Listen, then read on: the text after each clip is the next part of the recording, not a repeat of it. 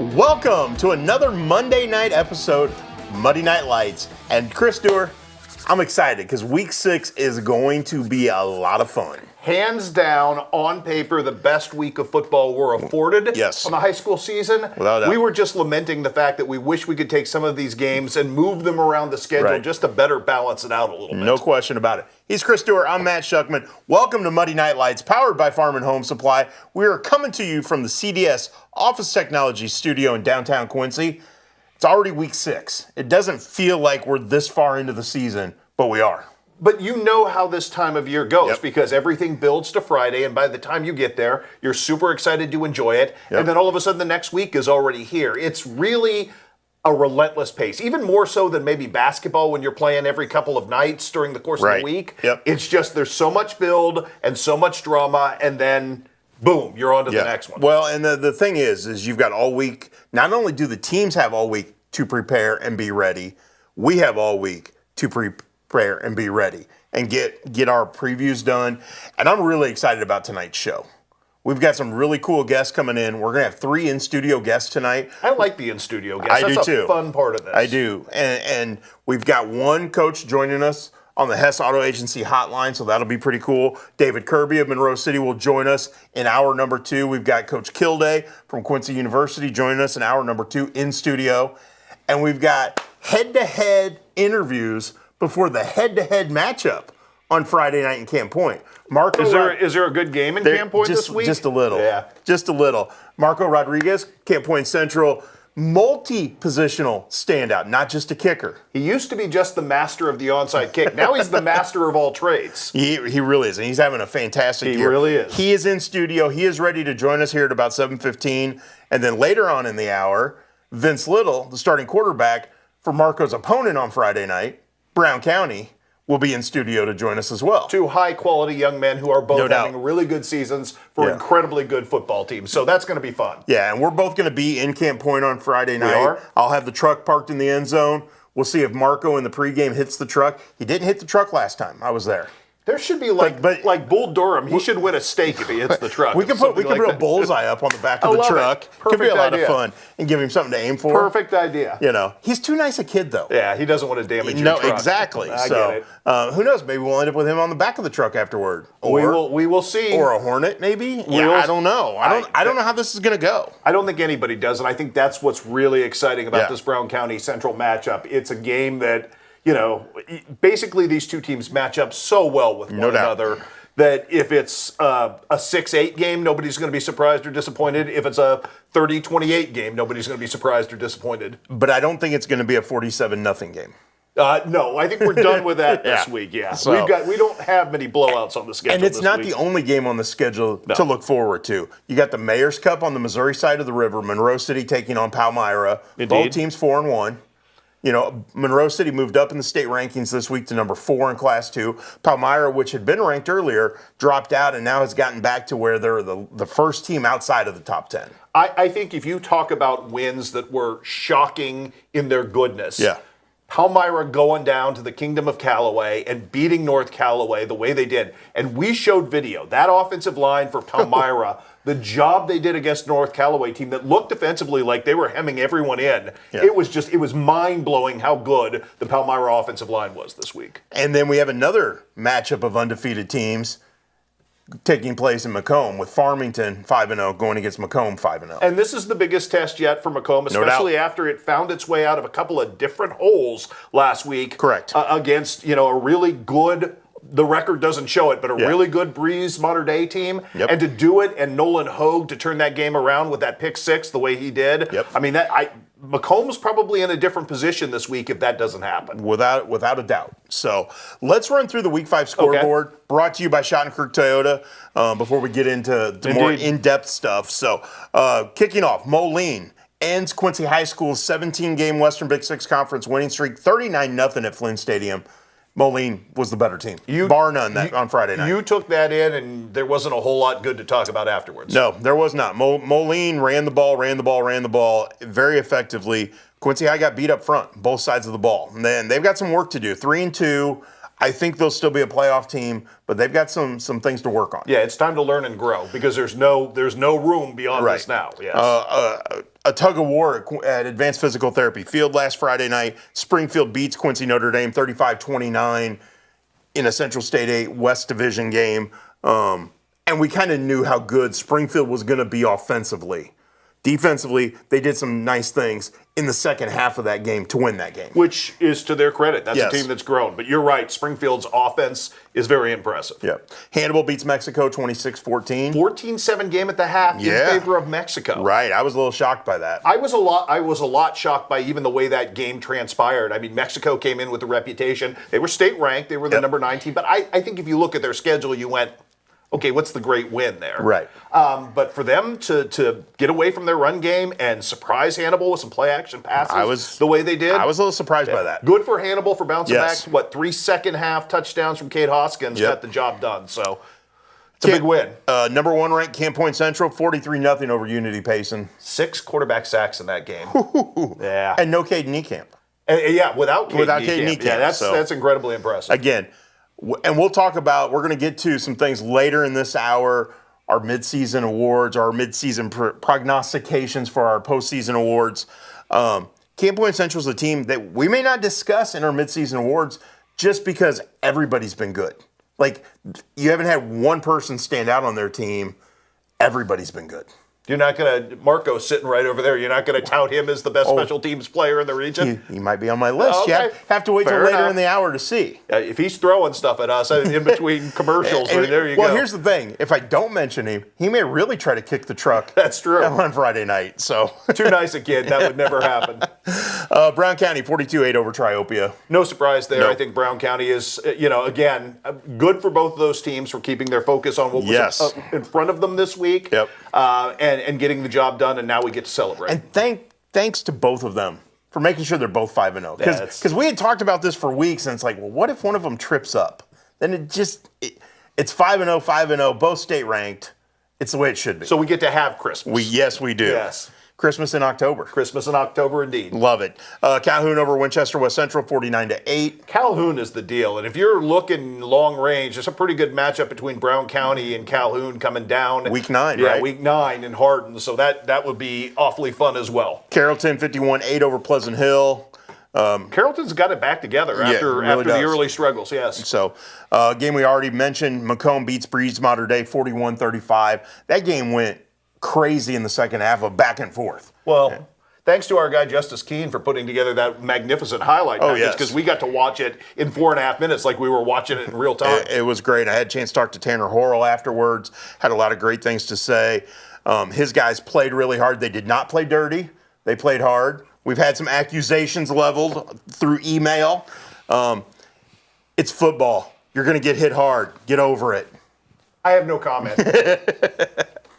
West Hancock, 18-14 over Illini West. Shockingly good win for the Titans, who are now starting to put some things together at the right time. And if you look at what's remaining on their schedule, there's a chance they could get to 5 wins and qualify for the playoffs. Chandler Dayton this week, like 120 yards rushing, 2 touchdowns, and 11 tackles. Having a big season, that got a little bit lost when they struggled early. Well, and Jess Scott was the one who got the game-winning touchdown. And I think it was just the way they ran the ball in the second half paid off. Yeah, Jess Scott, one of our favorite stories this year with the transition he's made from offensive lineman to running back, living every lineman's dream. Anawan Weathersfield, 35-14 over Rushville Industry. A&W is really good. That's a big win over a good Rushville Industry team. New Berlin, 27-14 over Pittsfield. I think we saw that coming as well. Saki's continued to try to find some traction. It's been hard. Monroe City, 62-0 over Clark. Clark had battled in each of its first 4 games, but I think injuries hurt them. And Monroe City's really good. And just ran out of soldiers, I think, at this point. And you're right, Monroe City is really good. Monroe City's going to get tested, though, this week. No doubt about it. And I think we saw that last week with the next score on our list. Palmyra, 50-12 over North Callaway. I didn't see that coming. I don't think anybody did, except maybe the good folks who believe in Panther Country right now. But my goodness, that was the most impressive win of the week by anybody, hands down. Without a doubt. South Shelby over Highland, 40-22. South Shelby gets its first win, kind of gets the ship righted a little bit. Indeed. Needed to. And they did. And I think there's a little confidence now that can brew from that, because South Shelby's not in that position of being 0-4. Bowling Green 45-23 over Louisiana. A classic battle. Our guy Frank Cash spelled it out for us. The history all the way back to when Bowling Green started football in 1968. And Frank is the man when it comes to Pike County football. And obviously, I think Bowling Green needed that win. Without a doubt. So good win for them. Wright City 41-20 over Mark Twain. No surprise there. North Shelby beats Paris 34-26. Phenomenal football game between the number 3 or 4 most prolific offensive team in Missouri 8-man football against the best defensive team in the state for 8-man football. Paris was coming in. They were both undefeated. North Shelby finds a way. My goodness, did Gannon Bowen have a game in that one. And he has been pretty much unstoppable, as everybody kind of thought he would be going into the season. And thanks to our guys, Thad Requet and Ontarius Hill, who got us video and photos that was awesome. of both that game and the Monroe City game. So that was an awesome double bill for us. It was. Yes. Those guys did great. Really appreciate all the hard work they're doing for us. Knox County travels to that state to the west of Missouri. We won't talk about Shawnee Mission and where it's at. And does what should happen to every school in that state. Gets annihilated. A beatdown. Yes, a true beatdown. And Knox County still undefeated with a big showdown against the aforementioned Paris Coyotes this week. That district, 8-man football-wise, is going to be really good. And the game you were at last week, Keokuk beats Fort Madison 55-27. The Beast of Burden. Yeah, the Beast of Burden, yes. You like my Rolling Stones riff, didn't you? I did. That was pretty good. Jaden Burton with 6 passing touchdowns, 377 yards, 26 of 30, and then added 1 on the ground. And he's a sophomore. Not a bad night. No, he's going to be pretty good. Yeah, it is. That's our Week 5 scoreboard brought to you by Schottenkirk Toyota. We still have a ton to get to tonight. Again, 3 in-studio guests. We've got a coach waiting to talk to us on the Hess Auto Agency hotline in hour number 2. We're going to shuck them up at the end of hour number 2. Different kind of shuck them up this week. This is a football show, but shuck them up is going to take a twist this week. I will only tell you that if this had been professional wrestling, like breaking through the ring, this is as close as we'll ever get to that. So you can look forward to that. And we're going to talk mid-season players of the year at some point here in this first hour. Offensive, defensive, special teams, and our coach of the year. And our coach of the year. So look forward to all that. We're going to take a break. When we come back, Marco Rodriguez waiting to join us here in the CDS Office Technology Studio. So stick around. This is Muddy Night Lights, powered by Farm and Home Supply.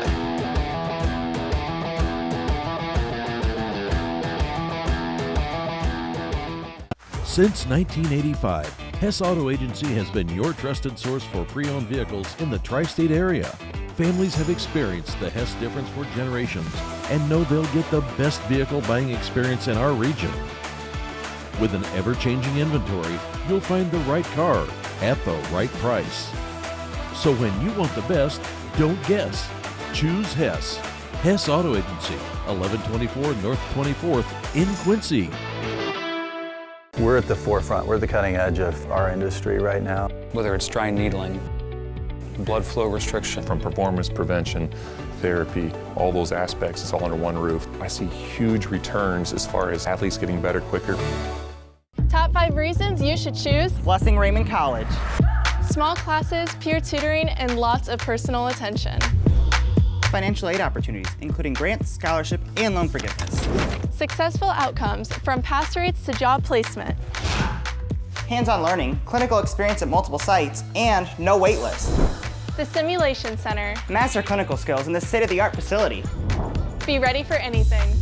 What are you waiting for? Enroll with Blessing Raymond College today. Kitchen and Bath Gallery of Quincy. Trained craftsmen and expert contractors with friendly professional service. Our design team helps with every step of the process, guiding you from a vision to reality with uncompromised service. Trust your home to the local experts. Get a free quote today. From concept to creation, Kitchen and Bath create remarkable spaces and innovative builds.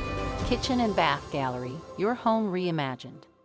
The aging population has more needs and they respond really well to what we do. You don't have to live in pain every day. Whether it's pain, whether it's motion, whether it's strength, they have better quality of life just by providing an intervention. If you're not sure, just come in for a consultation. Are you as excited as we are that football season is back? Then you need to make Jersey's your one-stop destination for mouth-watering burgers, ice-cold beer, and all your local sporting events. So gather your crew and speed over to one of Jersey's 2 locations, 109 East Jefferson and Camp Point, or 115 East Main Street, Mount Sterling. Jersey's Bar and Grill, your hometown sports bar. We love beer! Welcome back to Monday Night Lights, live from the CDS Office Technology Studios in downtown Quincy. Welcome back to Muddy Night Lights, powered by Farm and Home Supply. I'm Muddy River Sports Editor Matt Shuckman, along with my trusty sidekick, Sports Director Chris Dewar. This is the most excited I've seen this guy all year. He's been bouncing around because I think he's super excited about Week 6. I'm super excited about Week 6. We got a lot going on this week, outside of the football realm as well. We do. Huge volleyball matchup tonight. Quincy High School is playing at Hannibal. Our guy Shane Holsey's there, bringing us highlights of that. We've got regional golf this week. Postseason's upon us. So we got a lot going on. And then Friday night we get to have a ton of fun with a big, big game. In one of the best game atmospheres anywhere in the Tri-States, bar none. I mean, when Brown County and Camp Point Central are playing, I don't care what the location or venue is, it's going to be great, it's going to be packed, and it's going to be the center of the universe for at least one night. The first time I ever took the truck to Camp Point and parked it in the end zone was when Brown County played there. Okay. 2 years ago. Okay. So that was the first time I had parked the truck there. Obviously, Brown County, I've got my own spot there. The Sting Squad takes care of me when I go to Brown County. And Brad Dixon and the boys take care of me at Camp Point Central. And our next guest knows that because he's almost hit my truck during warm-ups. But he hasn't yet. I mean, you got to respect the leg, Shuck. Maybe you need to park further away. I told him I'm there to catch it. He's just got to hit it right. Yes. And he kicks it over me. Yes, he does. But that's okay. Marco Rodriguez, Camp Point Central Senior, thank you for coming into the studio to join us tonight. Thank you. Okay. How excited are you and your teammates about a big matchup this week? We are very excited. We're excited to get out there, put our pads together with Brown County, and homecoming week, everything's all exciting. What's gone right for you guys so far? Because I know you've dealt with some roster changes, you've dealt with some injuries early on in the season, and yet every blow that has been thrown your direction, you guys have dealt with. Marco, what does that say about you guys just as a group this season? This year, with a lot of 60 players on our team, we have a huge depth. Everybody, we have a lot of talent, a lot of people that can execute plays and play hard. The fact that you have so much depth means that you're not relying on one player to carry the ball, one player to make plays offensively, one player to make plays defensively. How much freer do you play knowing that? Knowing, hey, if I don't make a play, he's going to make a play. If he doesn't make a play, he's going to make a play. How much does that help you just relax and play? It helps a lot because we have players like Luke Ippenson, Curtis Rigg, knowing that they're fast, they can get out there and block and make huge plays. You have Zach Weir, he can block his heart out. And defensively, they all go to the ball. You talk about that defense, Marco, and I'm really super impressed because I think we knew what your secondary was going to be. Just coming in because you guys were back and you had experience back there and whatever. But that front tier, and you've done most of this without Caden DeCamp, who was easily an all-state candidate. You've had a lot of guys just step up so well in front of you. What have you liked about what you have seen in front of you, Marco? And is there a secret weapon or a guy on your defense that maybe hasn't gotten enough praise for what he's done at this point? You have players like Jasper Flessner. He gives his heart out 100% every rep and just loves to play ball. 2 years ago, you guys won a state championship.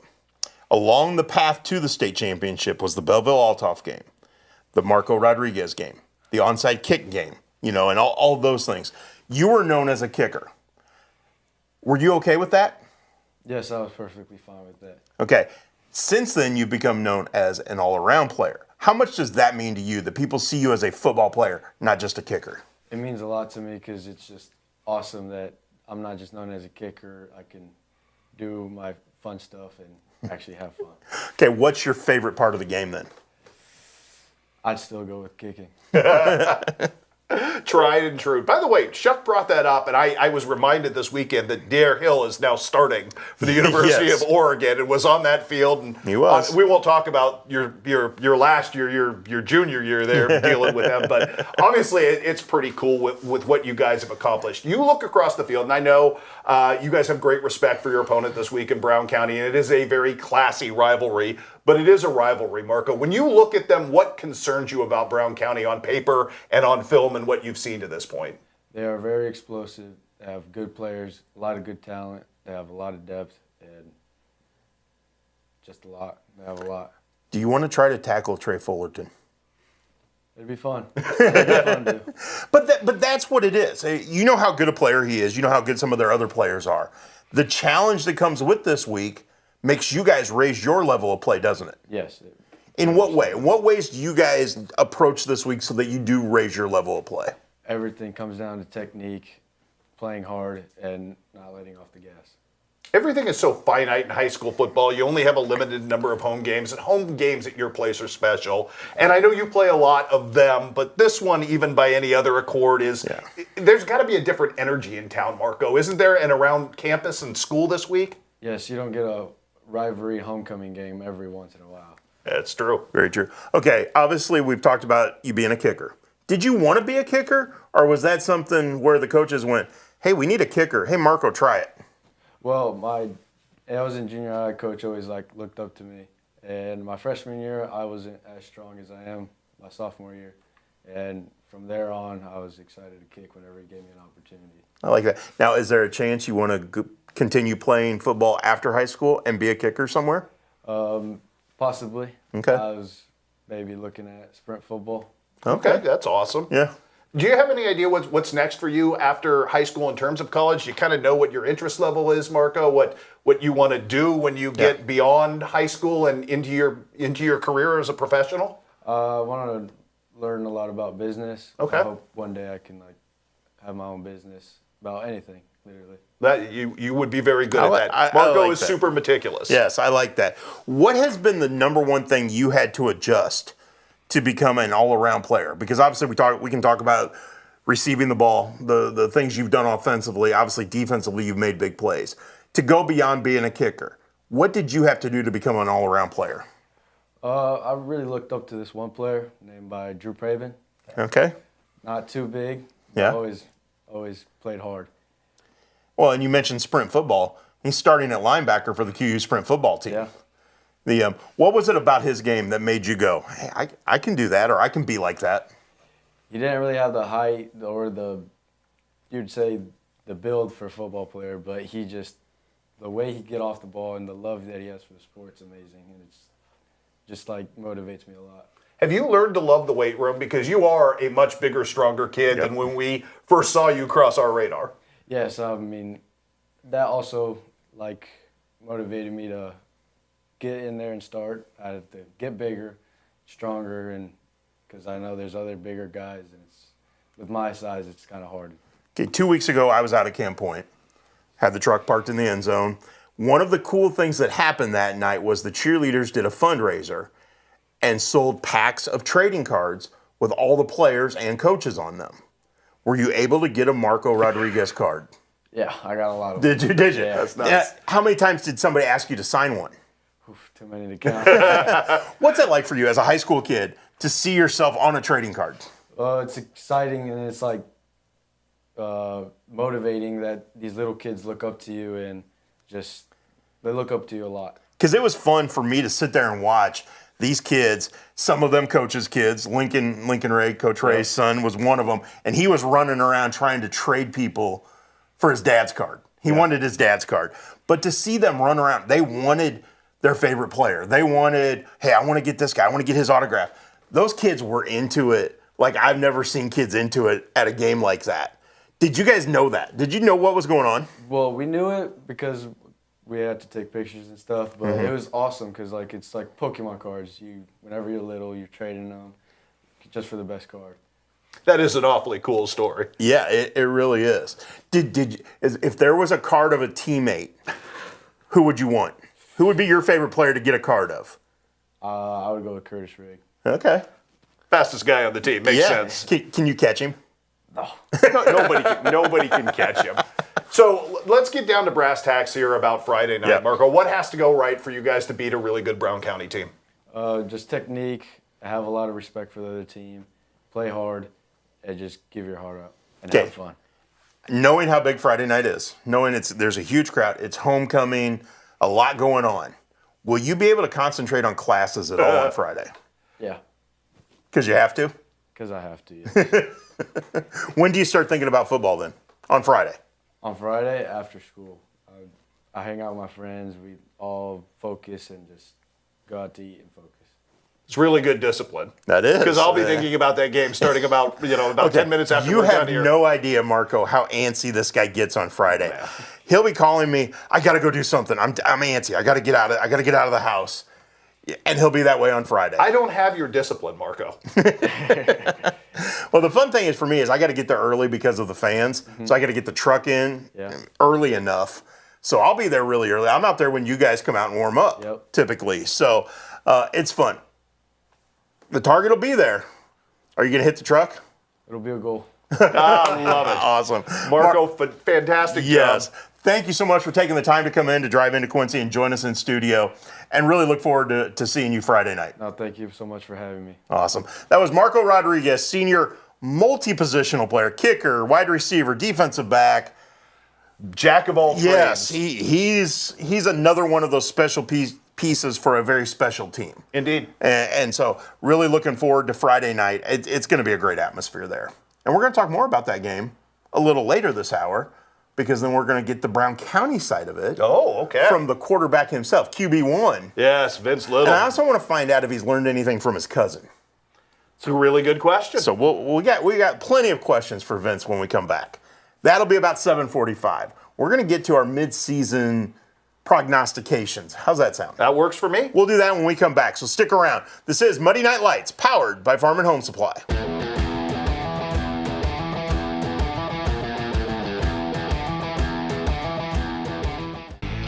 Take a look at this. You may not believe your eyes, but Area Days is bringing you the best deals of the year from head to toe on this hot-selling brand at your local Farm and Home Supply.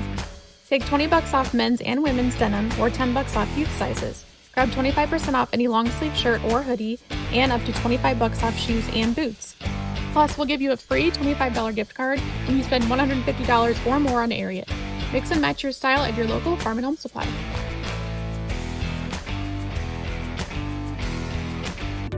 We believe that accessing care close to home is better for you and better for your family. For 120 years, Hannibal Regional has been committed to providing community-based, contemporary health care. From state-of-the-art surgical care to innovative cancer care, and now life-saving open-heart surgery. We are dedicated to expanding access to exceptional care in each of the communities we serve. Hannibal Regional, why go anywhere else? So what separates us most from all the other dealerships? It's the Toyota brand itself. Once they buy a Toyota, they never buy anything else. #1 vehicle on the market, the best sedan on the market, some of the best reliable trucks on the market. Our main goal here is to try and get our customers the best payment possible. We know the process and we pass that along to you. We're simply looking to buy vehicles off the street. And we want all makes and models of vehicles. And you don't even have to buy anything in return. We'll just simply purchase it from you. We can purchase a vehicle in 10 or 15 minutes or less. Meet us at the Scoreboard, 8th in York and Quincy. The home of Quincy's best cheeseburger is now under new ownership. All our time-tested menu items, along with some great new additions, all cooked on our perfectly seasoned grill, are waiting for you. New wings and new sauces. Ice cold buckets at some of the best prices in town. Or even in a frosted mug. Corner bar comfort for your favorite game on 7 big screens. Or play your own game and win big. The Scoreboard, 8th in York and Quincy.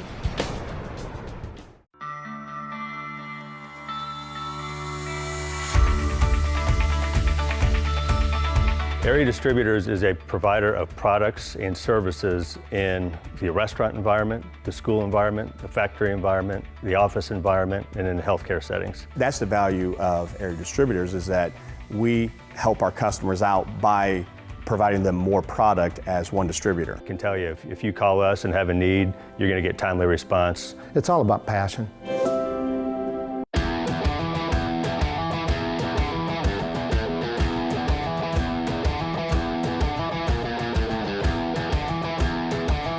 Welcome back to Muddy Night Lights, powered by Farm and Home Supply, coming to you from downtown Quincy in the CDS Office Technology Studio.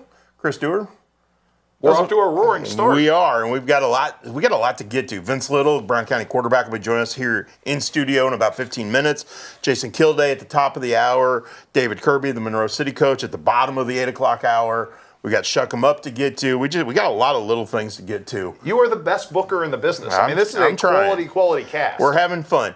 But we have reached the official midpoint of the season. And we're kind of, truthfully, we're We reached the midpoint of the season at halftime of all the games last week. That is very true. That would be the exact midpoint of the season, of the regular season. With that in mind, we will be giving out postseason awards. You've done it for all your years on the TV business. I've done it whether it was at the Herald League or since I've been here at Muddy River. Right.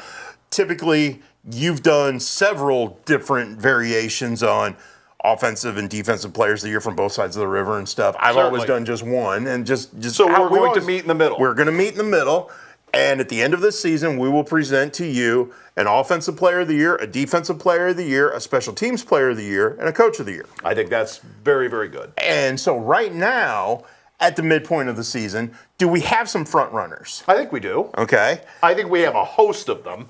And knowing full well that a lot of things can change between then and now. Without a doubt. I do like the fact we're going to take a moment and talk about these first 5 weeks I like and all it too. the good that we saw. And we've seen a lot of good. Both you and I have, where no matter where we've gone, we've seen some really talented kids, seen some really special teams, and we've seen some guys who have elevated their game. Some coaches who have elevated their team's game. Indeed. Let's start on the defensive side of the ball. Okay.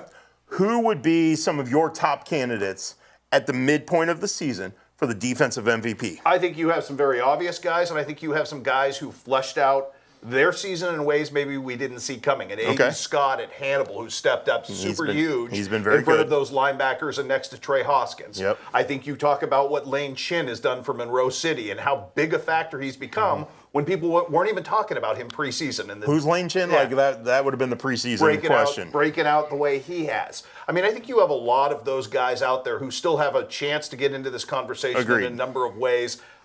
I have a leading candidate, and I have a secondary candidate. And I think you and I probably have the same two leading candidates at this point. We'll see. Lay it on me. Who you got? So right now, currently, I have Brown County's Trey Fullerton as my number 1 choice. Okay. I have Drake May from Macomb as my 1A choice. Okay. Flip them. And that's the way you got them. And that's the way I had them. So right now, they're neck and neck. Right. But I think both of them, you're talking 2 5-0 teams, 2 teams that have qualified for the playoffs in Illinois by winning their first 5 games. You got to get to 5 wins to qualify for the playoffs. You can sneak in with a 4-win season. Certainly. It's rare. 6 automatically gets you in. So, either one of those teams wins this week, we know they're going to both be in. We know that. Okay. But I think the level of play each one of them has shown at linebacker, and it's not just racking up tackles. It's big plays. It's getting into the backfield and making plays, tackles for losses, stops when you ultimately need it. Those kind of plays. Those 2 have been better than anyone else at making those kind of plays. I think both those 2 gentlemen have also authored signature games. We saw what Trey did against Unity Payson. Correct. And the absolute heat-seeking missile he was. I think you can make a couple of arguments for different games, but I'm going to talk about what Drake did this week against Breeze Mater Dei with the 20-tackle game, apart from also rushing for 200 yards and the couple of touchdowns as well. And that's the other thing, and you don't want to forget about what Trey does on the offensive side of the ball for the Hornets. I mean, although Trey's role as a workhorse isn't as pronounced as Drake's is, because Drake is the guy carrying the ball most of the time. So, I mean, that doesn't factor into the defensive argument, but they're both really good 2-way players. So that's who our leading contenders are at this point in the season. Now, granted, 5 weeks from now, 6 weeks, 7 weeks from now, whenever the season ends, could be after Christmas. You never know. Not after Christmas. After Thanksgiving. Thank you. If it's after Christmas, that's a really special season. I know. Yeah. It feels like Christmas. That's why it popped out. I know. Okay. Offensively, who are you looking at? So I have one guy that I think stands above everybody else. It's a really weird offensive year, though, because you don't have the giant stat compiler on a team that's, like the best teams in our area are all by committee, whether it's Monroe City, kind of Palmyra to some degree, Camp Point Central, Brown County, Hannibal, all by committee approaches. Yeah, you're right. I think there's a couple guys off some of those teams you could talk about. Sure. Wyatt DeGrave at Monroe City he's the quarterback of that group. He is. But you saw what he did against Centralia, and he made some big plays. Quincy Mayfield made big plays. You could go that route if you're talking Monroe City. Obviously, we talked about Palmyra. They got a bunch of guys who have played really well offensively. There's a guy that we haven't really talked about because he hasn't played much. But Ryland Compton could figure into the mix, as we know how good of an athlete he is. Absolutely. We'll see what happens with that team down the road, but he's a guy that was out injured to start the season. Now that he's back healthy, he could figure into that mix. Absolutely, he could. I'm going to go the 8-man route with my choice for this because I look at what Gannon Bowen did this particular week in the first real signature game, the biggest signature game for North Shelby. He's already got 1,155 rushing yards this season. He was the only guy in that offensive backfield against the best defense in 8-man football in Paris, statistically, to matter in terms of scoring. He had a hand in 3 touchdowns. He rushed for over 200 and some odd yards. I mean, and he is the single most targeted player in our area because everyone in the state has known for 2 years now he is the single best player in 8-man football, two-way player, and he gets more defensive attention than anybody, and still nobody can stop him. So at this point, and I don't know what the end game is going to be for North Shelby because I think their district, they could be eliminated in districts as good as Knox County has been and as good as Paris has been, but right now I just don't see anybody who has the resume, the reputation, and the prove-it game that we've seen from Gannon Bowen at this point. I lean toward a guy who we could talk about on the defensive side as well for the number of interceptions he's created, the number of passes he's broken up, and as good as he is a cornerback, I think he's even better as a wide receiver, making big plays in every single game so far. He's also a pretty good point guard. He really is. He's a 3-sport athlete. He's a pretty good baseball player, too. He is that. But Drew Watson, to me, is the guy that has stirred the drink for Macomb so far this year. Caden Knupp has done a nice job at quarterback, but having a target on the outside. Drew just recently set the Macomb all-time record for receiving yards in school history. And again, play week after week, play after play, he's making offensively in a position you don't really talk a lot about when it comes to offensive players. A lot of times you're talking quarterback, running back. I think he's making a huge impact. He's going to be at the top of my list as of right now. He's one of those rare guys that demand a certain number of touches every game, even if he's playing metrically a slot receiver position for them. And I know his team's offense has struggled the last 2 weeks, and they've lost the last 2 weeks. But Unity Pace and quarterback Sawyer Allen is quite a talent. He has been, and I think if you go back and realize he played without any practice against Brown County because he was sicker than a dog, and the way he took that beating and still just kept trying to attack.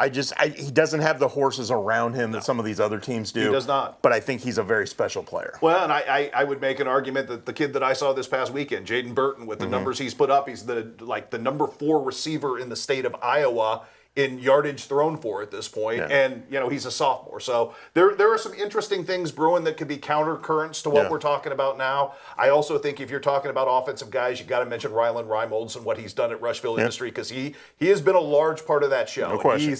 He's a guy that you can rely on again, like some of the guys we've talked about on both sides of the football. Special teams player of the year. I think we're going to have a consensus here. I think we are too. I don't think there's a better return specialist in our area than Gavin Dolman. There's not. And there's a reason he's going to Western Illinois. And he just makes those returns look so easy and fluid. That's the insane, crazy part of it. It's almost like he's running in slow motion. And it's like, oh, there's a hole. Okay, now I'm gone. It's like he slows down, looks at it.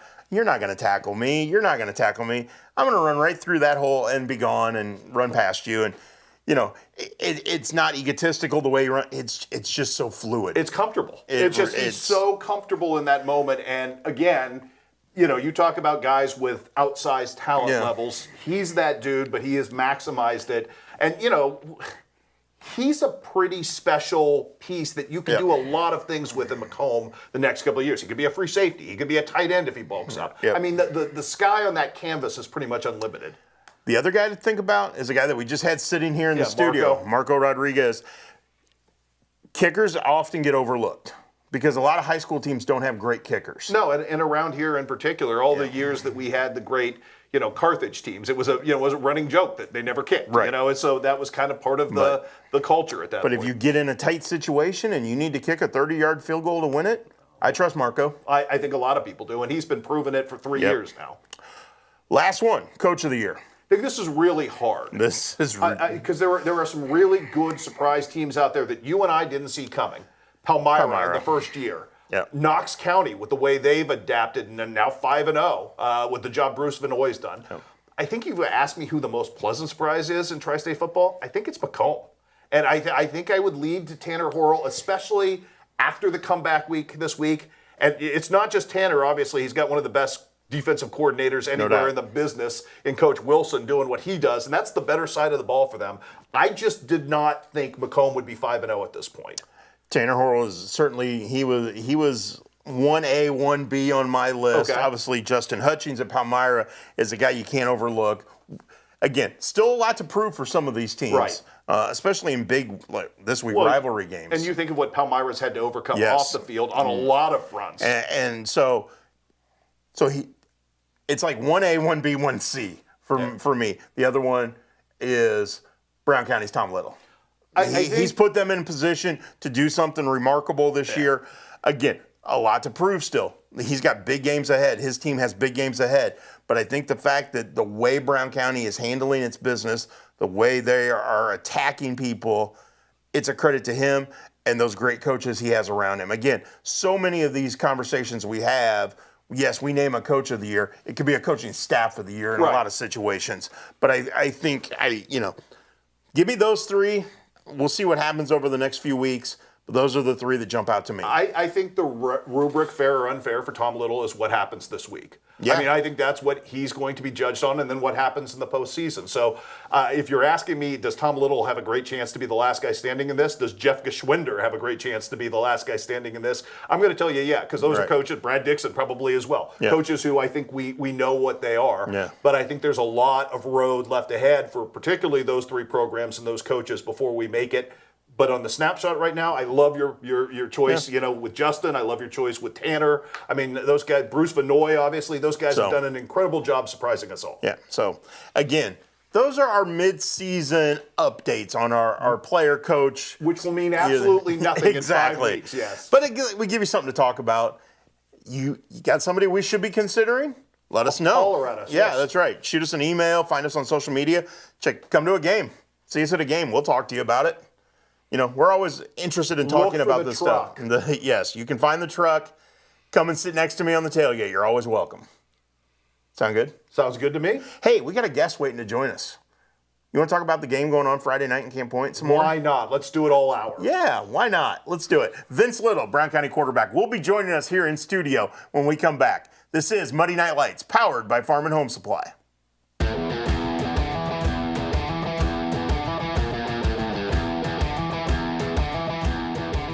When you trust your healthcare needs to MDH, you'll receive the highest quality, compassionate care from our nationally accredited medical departments and award-winning staff.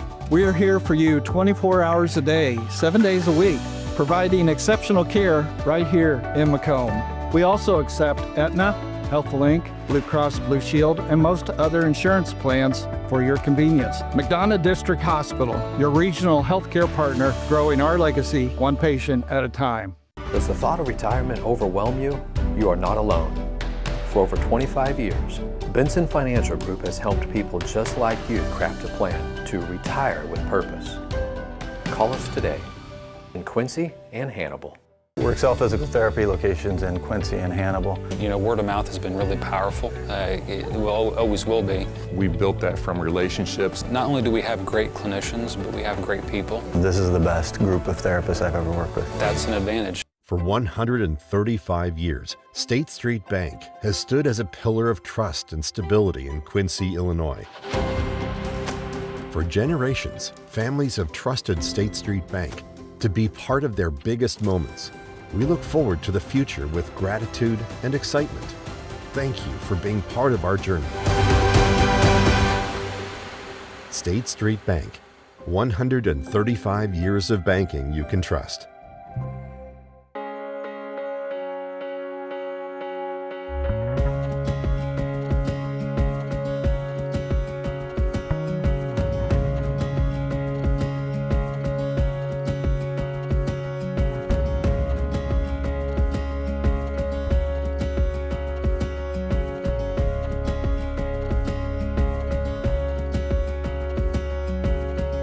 Neiman's, your neighborhood market.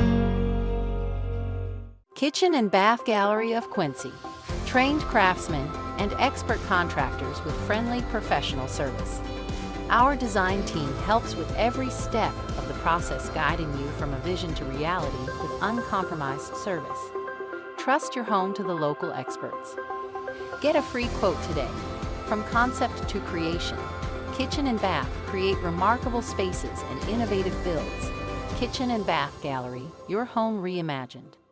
I think people here in the Quincy area are wanting something different. You know, people have to wait 2, 3, 4 weeks to get into a provider. Being independent allows us to do things differently. It's one of the things we've prided ourselves on, is getting people in the door quickly. That's an advantage. It's made us better. Not sure you're ready for retirement? With over 25 years of experience, the team at Benson Financial Group will meet you right where you are and craft a plan that's right for you. Call us today in Quincy and Hannibal. Welcome back to Monday Night Lights, live from the CDS Office Technology Studios in downtown Quincy. Welcome back to Monday Night Lights. Matt Shuckman, Chris Dewar hanging out downtown Quincy. And we got another in-studio guest, and he even brought us a prop for tonight. He did bring us a prop. We have the Brown County helmet on the desk tonight. It's beautiful, shiny. It's one of the better helmets in our area, bar none. And the cool thing was it came in plastic. He pulled it out of plastic, so it's fresh. High caliber edition. So I don't think it's Vince Little. Is it quite like the University of Notre Dame where they repaint the helmets every week? Do you repaint the helmets every week? I wish you did. That'd be cool. Unfortunately, not the type of resources there. Shocking how that is. But you got some pretty good resources at Brown County, because that field's pretty nice, and the Sting Squad does a great job for you guys, don't they? Yeah, they do a great job. We appreciate everything they do. Painting the field's huge. You know, it's a stress off our coaching staff that a lot of other schools have to deal with. Yeah. So our coaching staff can just pour their time into us and just make us better football players. By the way, Vince Little, Brown County starting quarterback, senior, joining us here in the studio. We didn't rightfully introduce you that way. We just went straight into talking to you. But thank you for coming in to do this. Yeah, thanks for having me. And for my money, one of the best interviews you'll find anywhere in Tri-State football. Vince shoots straight with us every time we talk to him, and we're going to have him shoot straight right now, because obviously biggest high school football game of your starting career this week. You seem to be a guy that never gets too high or too low. Is that part of the key to what you do, Vince? Yeah, I read a good book by Russell Wilson. So whenever I was a little kid, you know, I used to get really frustrated if I lost. Like, it drove me crazy. And I'd get too high in the good moments and too low in the bad moments. So I read a good book. It's just about staying neutral. And I've really taken it to heart. You know, as a quarterback, it's helped me a lot. You know, these last 2 years, just in that Greenfield game, I remember being down. We were down 16-12 with like 8 minutes left to go. Nothing got our way the second half. And then we come back and we take it down the field, score the game-winning touchdown. So, how much does that come with confidence? And having grown up in the program and learned, hey, I've got to play with confidence. So much of it. I mean, if I'm confident, the rest of the guys are just going to feed off me. You know, you see it everywhere. Whenever your quarterback has kind of that mantra and swagger, that's what's going to take your team far. Haynes King from Georgia Tech had a quote a couple weeks ago, and it was like, if your quarterback wants to run through dudes, I mean, your team's going to go far. Just whenever your quarterback plays with that mantra and that swagger, you're going to have a good football team. So you're going to run through dudes? Well, they don't really like to run me, because we got quite a few guys good at that I'd be taking, that are much better at it than me, that I'd be taking away carries from. But I mean, yeah, give me the ball and I'll give it a go. I like it. What do you love about playing quarterback? Because you are such a cerebral, naturally smart guy. It seems like a perfect fit for you and your personality. Just what is that meld for you, Vince? My favorite thing is just seeing other guys succeed. I mean, we have so many elite running backs in our room right now. I love it, you know, whenever Trey or Brody Phelps or Jack Sefton, Eli Staten, I mean, I could go on and on about those guys. Yes, you could. Have a huge play. I mean, that's the coolest thing to me.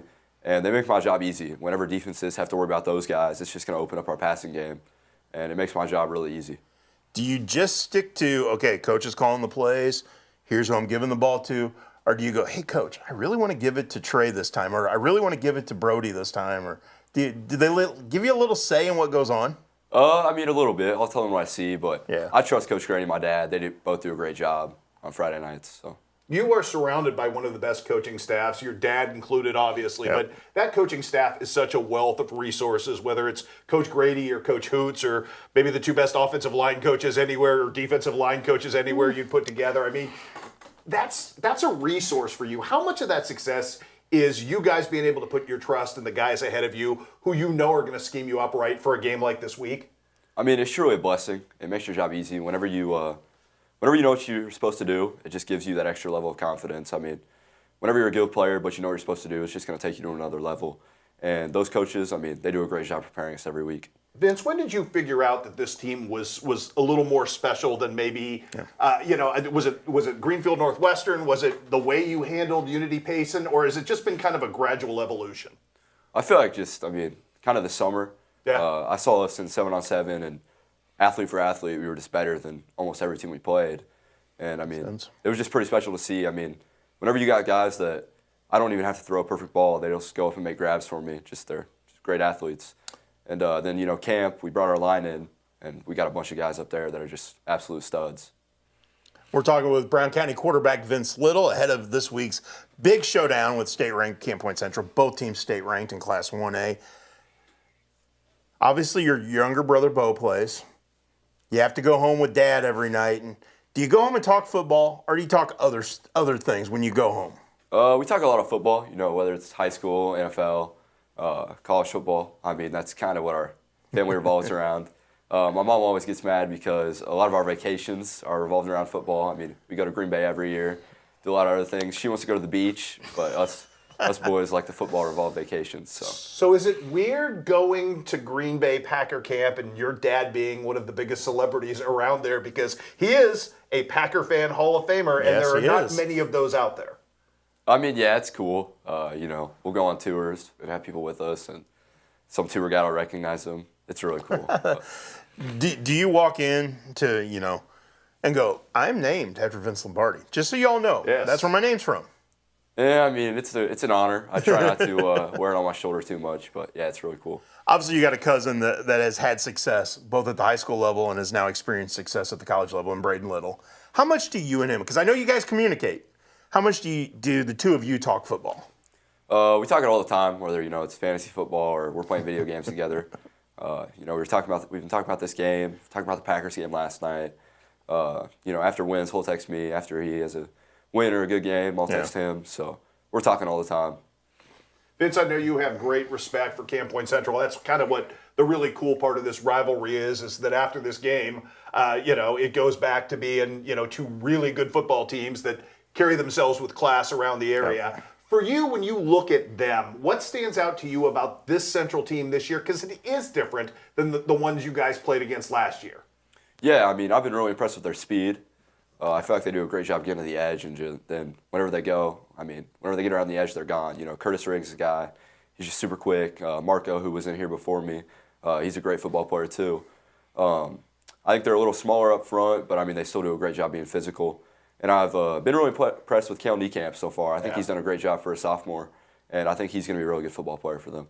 You also are blessed because obviously you're facing a great defensive line in what you do, and you touched on your guys up front, but I think everywhere I've gone, that is one of the things that everybody has talked about Brown County, how special you are up front and how physical you are and how you leave defenses beat up. Just from a quarterbacking standpoint, that's got to feel like the most comfortable position in the world to be in, because every one of those guys got your back. Yeah, it's so comfortable. I'm up close with every single one of those guys, and we feel like we're 7 or 8 guys deep on the offensive line that can play varsity football. So it was a great feeling going into camp, knowing we had those guys, and all these guys have really grown into their spot, and all 5 of them have been starters since week 1, and they work together really well. How comfortable is it to have those guys up front? Like, do you go, hey, they're not going to touch me tonight. I got the big boys up front. Yeah, it makes me feel pretty good. Rarely do I ever have anything on my jersey. It looks like I don't play most of the night just because those 5 are so good. There's games I don't go without being hit, and I feel like I'll wake up Saturday morning, I could play another one. So we asked Marco this about his team. I want to ask it to you about yours. We've celebrated a lot about Brown County football this year because there's been a lot to celebrate these first 5 games. Is there a guy that's not getting enough credit for what he's done to this point for the Hornets? One guy I love watching is Drew Schuyler. Okay. He's our left guard. He was a kid who, coming into the year, I didn't really know what his piece would be on the team, but he was a guy who's just worked hard from freshman to senior year. And he was a JV guy last year, played freshman football as a sophomore. Not to say guys wrote him off, but he wasn't seen as a foundational piece of our program. And this year he's been one of our best linemen. I've been super happy with him. Yeah, that's a great answer. That is. Okay, we asked this to Marco as well. Friday comes. When do you start thinking about the game? I've been thinking about it since probably last night whenever Braden started texting me. I mean, football's all I think about 24/7. So I'll start to get amped up that morning when we go to team breakfast, and then the only time I won't think about it is my pregame nap. But other than that, I'll be thinking about it all day. Okay, how long is the pregame nap? Normally about an hour and a half. Okay. So That's depends not bad. Depends what time the bus time is. One of the things I love about you, Vince, is that you so readily wear the mantle of leadership. I think it's something that you think about a lot. It's something that matters to you, I think, in football and in life and the way you carry yourself. Where does that come from for you? Is that a natural part of who you are? Is it growing up as part of the little family, which I know, you're surrounded by people who do that? I think that they think about what's the best way to live my life in a way that's a positive example. Some of it I would say is natural, but a lot of it's just watching my dad over the years. I mean, it's how he talks to people and treats people and just leads people. It's had a great influence on me. So I had a conversation with your Uncle Rick about a family affair, the Grandma Bowl. Okay. Does the Grandma Bowl still exist? Does the next generation get to do the Grandma Bowl? The Grandma Bowl does not exist any longer. Oh, man. Yeah. That's a shame. Yeah, it is. I think you need to bring it back. Bring it back. And if anybody who is out there going, what in the world are they talking about? On our weekly QHS football coaches show, Speak of the Devils, your Uncle Rick and I talked about the Grandma Bowl, where your dad, your uncle, the cousins went to Grandma's house and played football. And again, I would love to see you and Braden go head to head and have some fun with that. If you know anything about the history of Carthage football and the way that Tom and Rick used to go at each other, maybe that's not the best idea to rekindle. You'd have fun with that, though, right? Yeah, it'd be fun. I mean, we play a lot of video games against each other. Bebo, Bryson, and Braden will get into it quite a bit. So. Sometimes there's a couple days where we won't go talking to each other because we're ticked that one or another beat us in college football. It happens all the time. I love it. Have you gotten the chance to watch Braden yet at QU? No. I'm planning to go to the McKendree game to watch him. So I was going to go to that week 1 game, but team bonding came up, and I felt like I had to be there. So makes sense. Well, you guys had to get ready for your Friday night game that night. With it being a Thursday night game, that was a little rough. Saturday this week, Saturday afternoon, 3 o'clock kick. So better opportunity for you to come watch, right? Yeah, I'm going to try to go. That's awesome. That's awesome. Well, Friday night's fast approaching. Should be a whale of a game. Yeah, I'm excited for it. Yeah. So we really appreciate you coming in, joining us. Tell Mom thank you for the cookies. Yeah, how about that? She loves us. This was you putting her on the truck, I guarantee you. Okay, so I'm going to be at Central Friday night with the truck. I'm also planning a trip to Brown County. So maybe we got to reenact the coaches' wives on the truck again. What do you think? Think Mom would do it again? Yeah, she would definitely do it. She loves that kind of stuff. Real football housewives in Brown County. I think that'd be awesome. And I know where I'm going to park. I know where I'll be. Sitting there right outside the fence. Perfect. Love it. Absolutely love it. Can't Vince, wait. Congratulations on all you've done this year. I mean, we're super proud of watching you and just the way you carry yourself. I think you inspire a lot of young kids within that program and the young kids watching you just by being a great dude, apart from being a great quarterback. So congratulations on all your success to this point. Thank you, guys. I appreciate it. Awesome. That was Vince Little, the Brown County starting quarterback, joining us here in the CDS Office Technology studio. Again, big game Friday night. 2 state-ranked teams going head-to-head. 2 rivals. Was it, 20 miles apart? I forget what the exact number is. We could have blown out the show and done 2 hours on that game alone. We could. But there's other games to get to. We've got a 3-1 QU football team coming home this week for its homecoming game against McKendree, a game I think they're going to win. I think they got a real good shot to win. We got the Mayor's Cup coming up on the other side of the river, Monroe Palmyra. We'll talk to David Kirby about that at the bottom of the 8 o'clock hour. We still got a lot to get to. How did we get these 2 rivalries on the same week? We can't be in 2 places at the same time. That's the problem. Yes. So, but we will be there. We will have highlights of both games. Don't worry about that. We will have blanket coverage of everything. So, again, thanks for Vince Little for joining us. We are going to take a break. When we come back, Jason Kildday, Quincy University football coach, will be joining us here in studio. This is Muddy Night Lights, powered by Farm and Home Supply.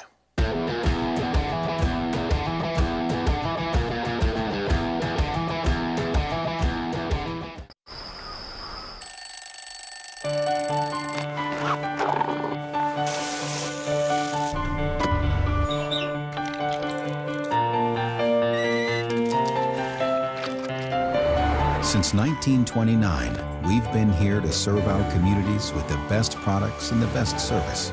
You are the reason we go to work every day, and we thank you for that. After all, We live where you do.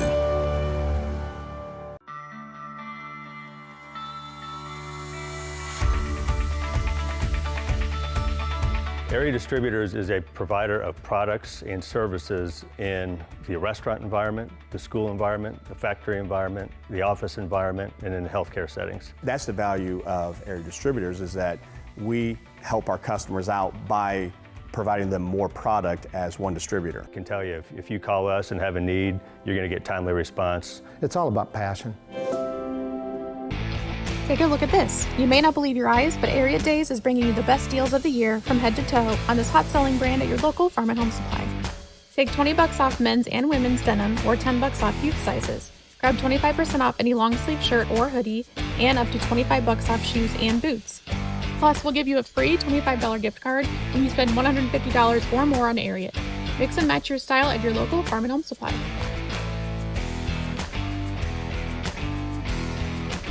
Since 1985, Hess Auto Agency has been your trusted source for pre-owned vehicles in the tri-state area. Families have experienced the Hess difference for generations and know they'll get the best vehicle buying experience in our region. With an ever-changing inventory, you'll find the right car at the right price. So when you want the best, don't guess. Choose Hess. Hess Auto Agency, 1124 North 24th in Quincy. My philosophy in pediatrics is definitely prevention, early intervention, and advocacy. Being an advocate for my patients is one of the main reasons why I got into pediatrics in the first place. I like working close with families and being able to empower moms, especially first-time moms, or empower any caregiver. MDH Peds gives that family-centered care. My name is Leilani Segura, and I am a pediatrician at McDonough Districts Hospital.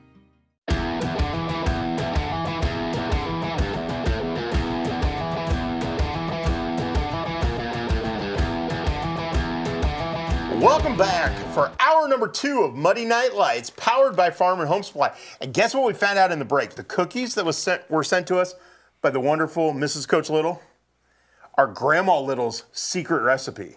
So not only did we talk about the Grandma Bowl, we got cookies that they probably had after the Grandma Bowl. This might be our best week ever. I mean, and I had no idea that the Brown County helmet was brought for us. He left it for us. It is part of our now new repertoire. It is awesome. I love it. It's nice and shiny. Yeah, it's gorgeous. It is one of the great helmets in our area. It is, no doubt about it. And we've got, like we said earlier, we got little versus little right now. We do. Starting quarterbacks for 2 really good teams. Dude, did they make kids any better than Vince Little and Marco Rodriguez? No, that was awesome. Great first hour. We really appreciate Camp Point Central's Marco Rodriguez and Brown County's Vince Little for joining us here in the CDS Office Technology Studio.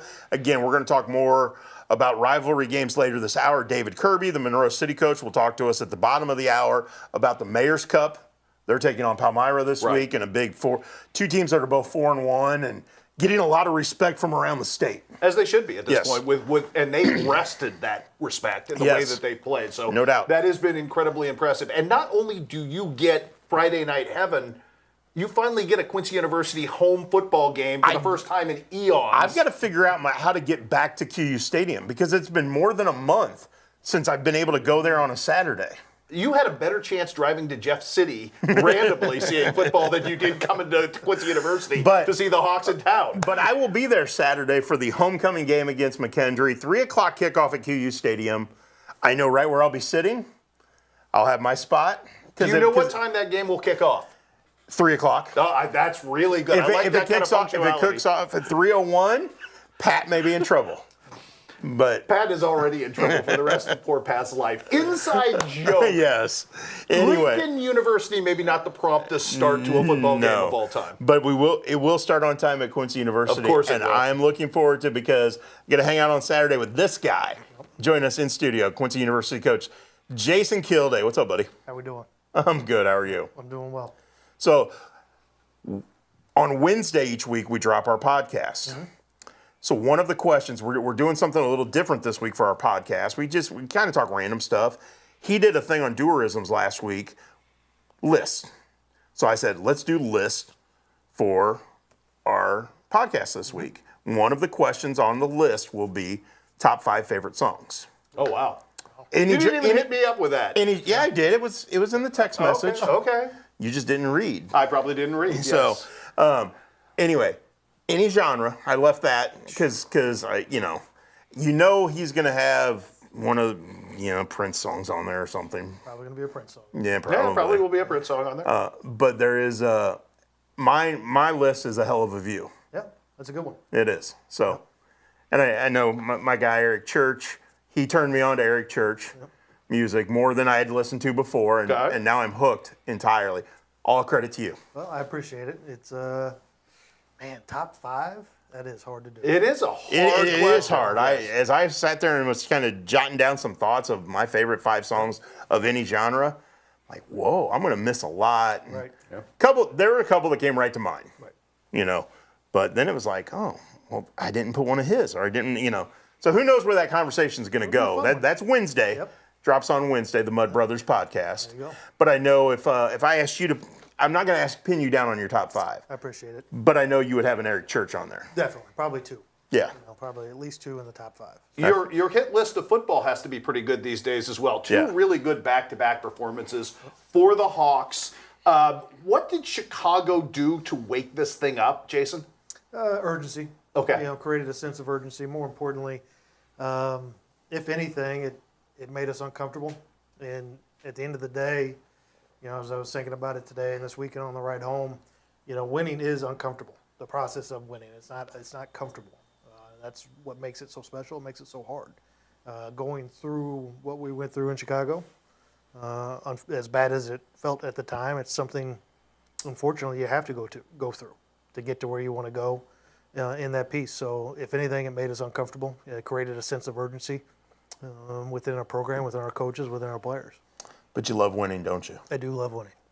And I thought Saturday's effort showed not only the ability to come back and win a game, but it showed growth and maturity. Mm-hmm. And so, especially in some spots where it's like you got some young guys out there and they made plays. Yes, the Brock Inmans, the Brock Wileys have been around the block, and the Nate Smiths, and we got a bunch of guys we could talk about. But your young guys showed some maturity there, didn't they? They did. Our back end in particular. Yes. Even our running back room. Yeah. Cam's been a junior, but he hasn't had a ton of carries. Yep. It's not like he's a seasoned vet in that position. Aaron Harvey's the same, and Colin Parsons, another running back there. Our wideout room's relatively young and new. Yes. So there's a weird mix of some veteran guys that have been through it and guys that haven't. There's nothing really in between. True. So it the gelling that comes through the course of a month of a season so far, accepting your roles that you're in. More important, excelling in the roles. You might not like your role, but that's the role you're in. So excelling in those. And then I thought our maturity started to show a little bit. Yeah. And more important, the second half against Lincoln, and then carried it over into this past Saturday. Mike Tyson famously said everybody has a plan until they get punched in the mouth. Yep. You are better now at being punched in the mouth because even with that great start you had down in Jefferson City at Lincoln, you had a moment where everything went away.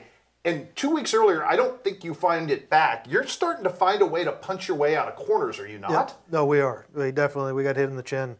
We wobbled a little bit, and had to get to the ropes at halftime and kind of recenter ourselves. And at that point, it was on.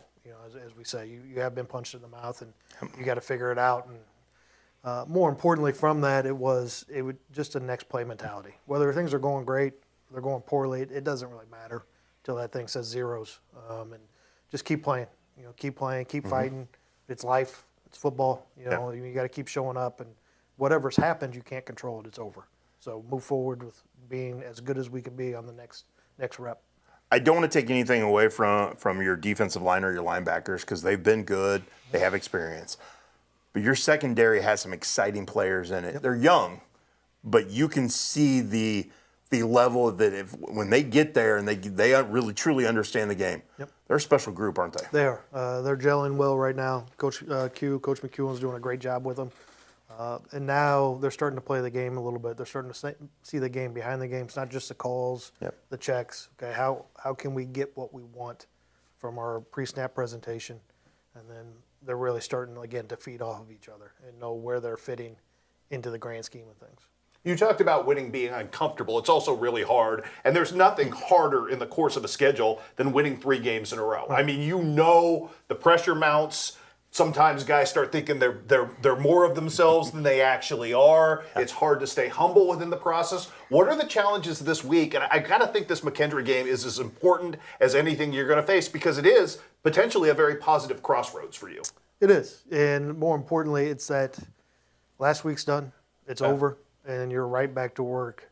If you don't, hopefully we learned at Roosevelt, if you don't respect the process on Tuesday on your early down plan, your third down plan on Wednesday, if you don't put that work in, you don't get rewarded at the end of the week. And hopefully we've learned that lesson, us as coaches, us as players. And if we can just do that, take Tuesday, do as well as we can in Tuesday as our early down prep, put it to bed. Wednesday's third down day, dive into that full heart, and then put it all together on Thursday. You and I talked after the Roosevelt game when I was out of practice about the terminology and the way you were delivering your message as coaches and the way that message was being received. Were you saying it the right way? Were they hearing it the right way? Is that getting better? Are they hearing it the right way better? Are you guys delivering it better? I think both. You know, I worked for a guy who always said, what you say is important, but what they hear is even more important. So making sure, you know, you understand exactly what you're saying and they know exactly what you're trying to tell them. So being very concise and tactical in your language. And I think we've gotten better there, not trying to add too much fluff, just cutting to the heart of what we want, being more direct in our communication. It's reminiscent of an editor I had who said, make sure they remember what you said, not how you said it. Right. You know, the message has to get through. Yep. And I think they've gotten the message. The way they've played the last 2 weeks, I think the message is getting through.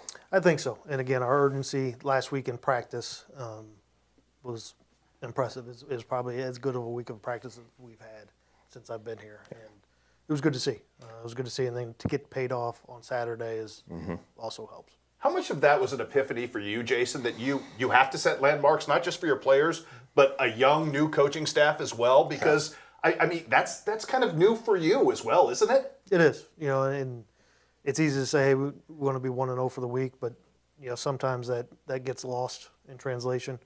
And then so we kind of went to more of a milestone landmark. You know, at first it was, you know, getting a win on the road, you know, at Lincoln. Now, hey, can we get 2 in a row? Yeah.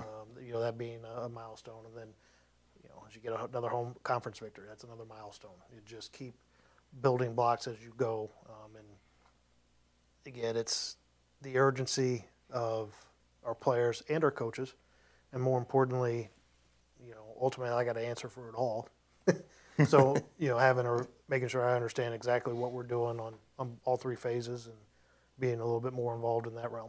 You haven't played at home since August. You know, I mean, just the way the schedule goes. Right. You know, three road games and a bye week in September.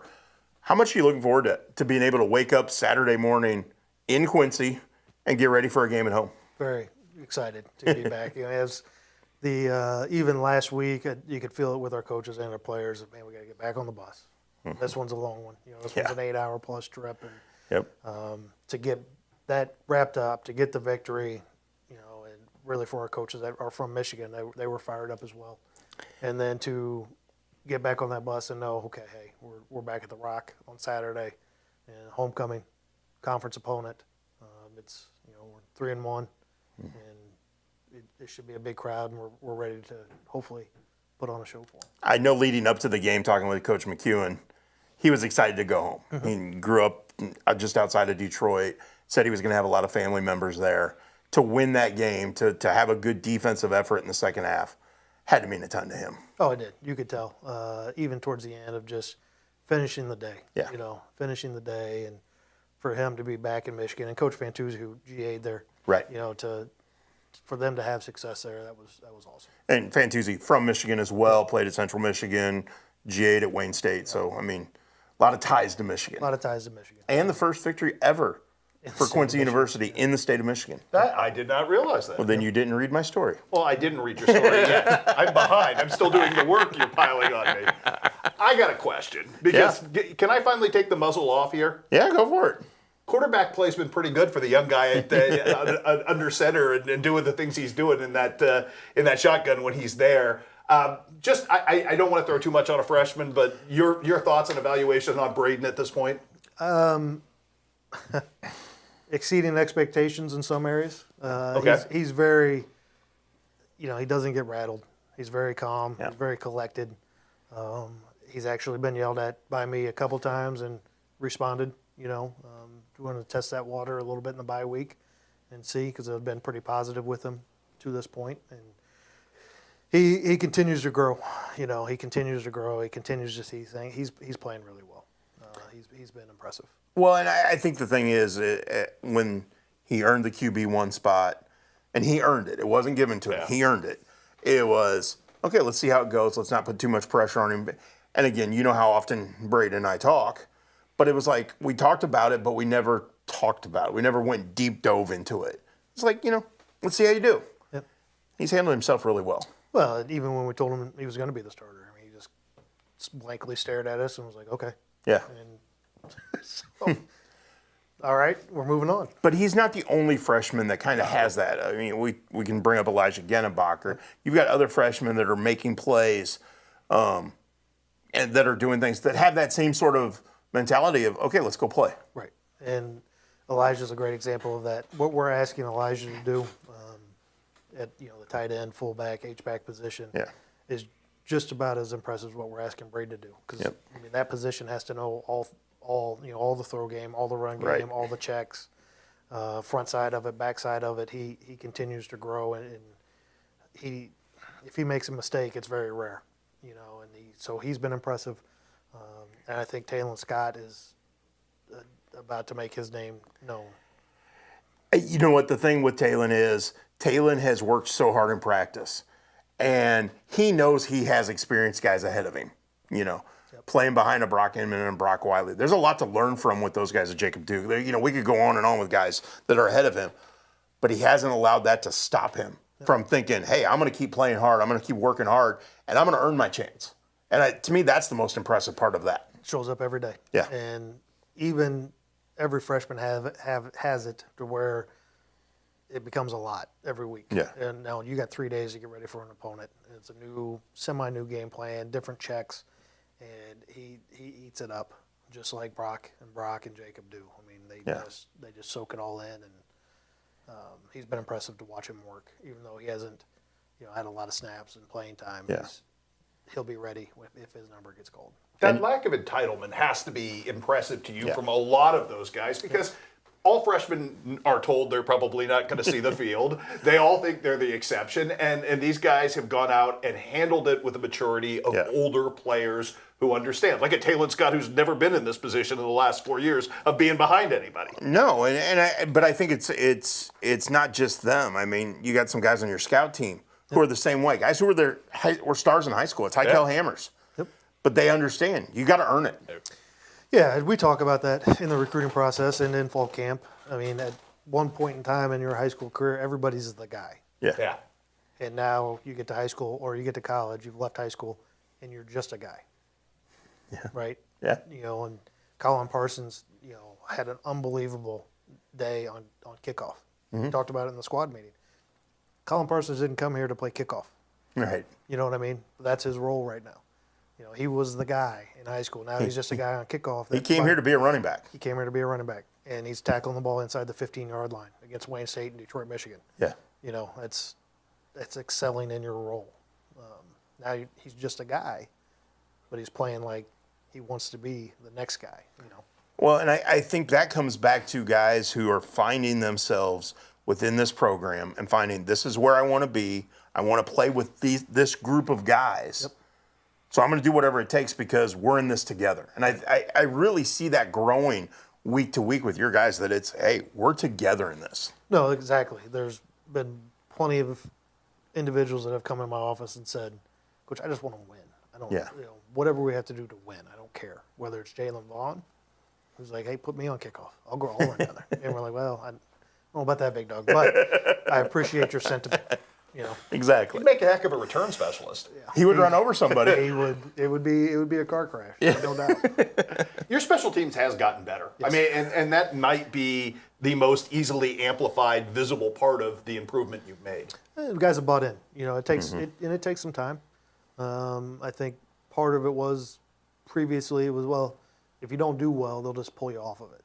And the other side of that is if you're not going to play for us, if you're not going to play kicking game, you're not going to play. You know, you're not going to play on offense and defense.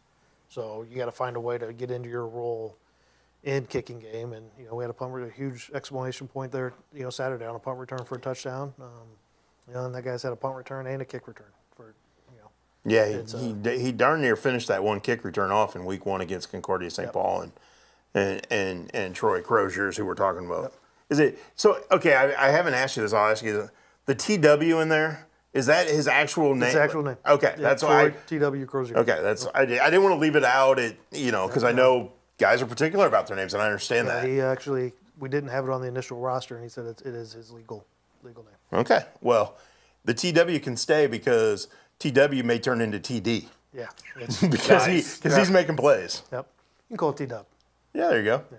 I like that. But that's, again, there's a kid who's figuring it out and figuring out a way to help you, maybe help you in other ways down the road. Right. But right now, he's helping you on special teams. He's doing a great job, and he's figuring it out. Is the best way to put that. You know, we signed him midsummer, so he didn't have a spring ball. Right. You know, so he had, you get 20 practices in fall camp, and we're rolling. You know, and now, this point in the year, I mean, we're down to 18 practices left. Mm-hmm. Wow. You know, it's crazy to think about, isn't it? You know, I mean, there's just no time. Yeah. So, homecoming weekend this weekend at KU Stadium. Does that change anything for you guys on Saturday? I don't think so. You know, I hope not.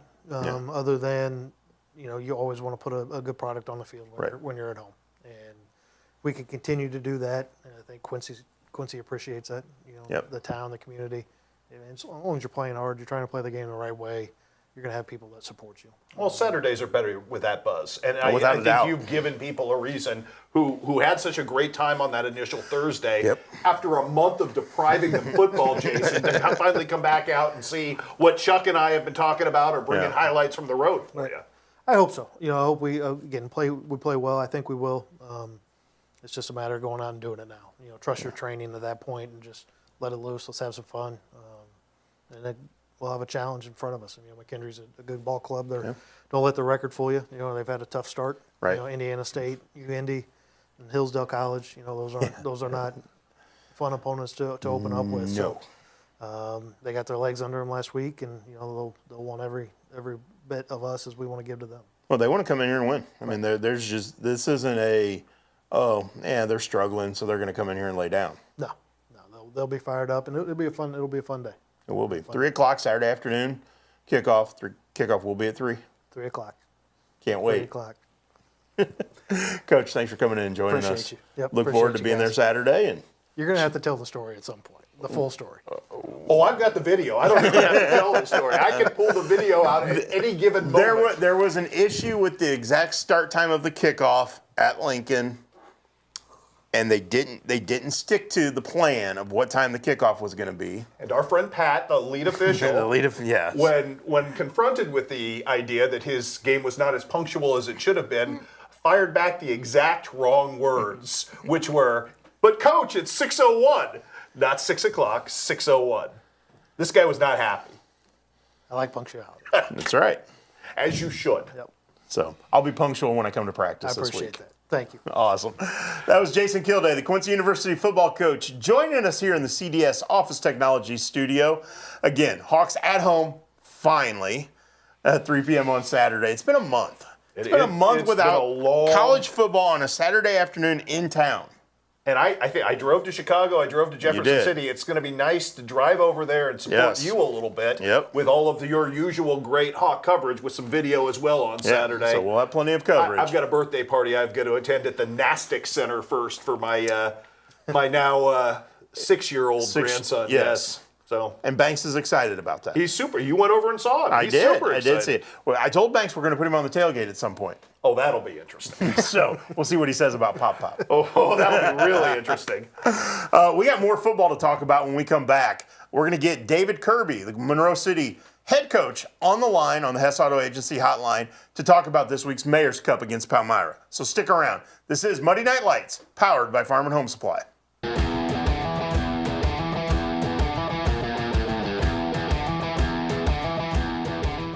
So what separates us most from all the other dealerships is the Toyota brand itself. Once they buy a Toyota, they never buy anything else. #1 vehicle on the market, the best sedan on the market, some of the best reliable trucks on the market. And our main goal here is to try and get our customers the best payment possible. We know the process and we pass that along to you. We're simply looking to buy vehicles off the street. And we want all makes and models of vehicles. And you don't even have to buy anything in return. We'll just simply purchase it from you. We can purchase a vehicle in 10 or 15 minutes or less. We believe that accessing care close to home is better for you and better for your family. For 120 years, Hannibal Regional has been committed to providing community-based, contemporary health care. From state-of-the-art surgical care to innovative cancer care, and now life-saving open-heart surgery. We are dedicated to expanding access to exceptional care in each of the communities we serve. Hannibal Regional, why go anywhere else? Meet us at the Scoreboard, 8th in York and Quincy. The home of Quincy's best cheeseburger is now under new ownership. All our time-tested menu items, along with some great new additions, all cooked on our perfectly seasoned grill, are waiting for you. New wings and new sauces. Ice cold buckets at some of the best prices in town. Or even in a frosted mug. Corner bar comfort for your favorite game on 7 big screens. Or play your own game and win big. The Scoreboard, 8th in York and Quincy. I think people here in the Quincy area are wanting something different. You know, people have to wait 2, 3, 4 weeks to get into a provider. Being independent allows us to do things differently. It's one of the things we've prided ourselves on, is getting people in the door quickly. We can really help those student athletes. That might be the difference between getting in a game versus not getting in a game. And not just if there's been an injury. We can help them get stronger. Having the relationship with Excel Performance Health and Wellness is a game changer. I don't really think there's anything like it in the area. That's an advantage. It's made us better. For 135 years, State Street Bank has stood as a pillar of trust and stability in Quincy, Illinois. For generations, families have trusted State Street Bank to be part of their biggest moments. We look forward to the future with gratitude and excitement. Thank you for being part of our journey. State Street Bank, 135 years of banking you can trust.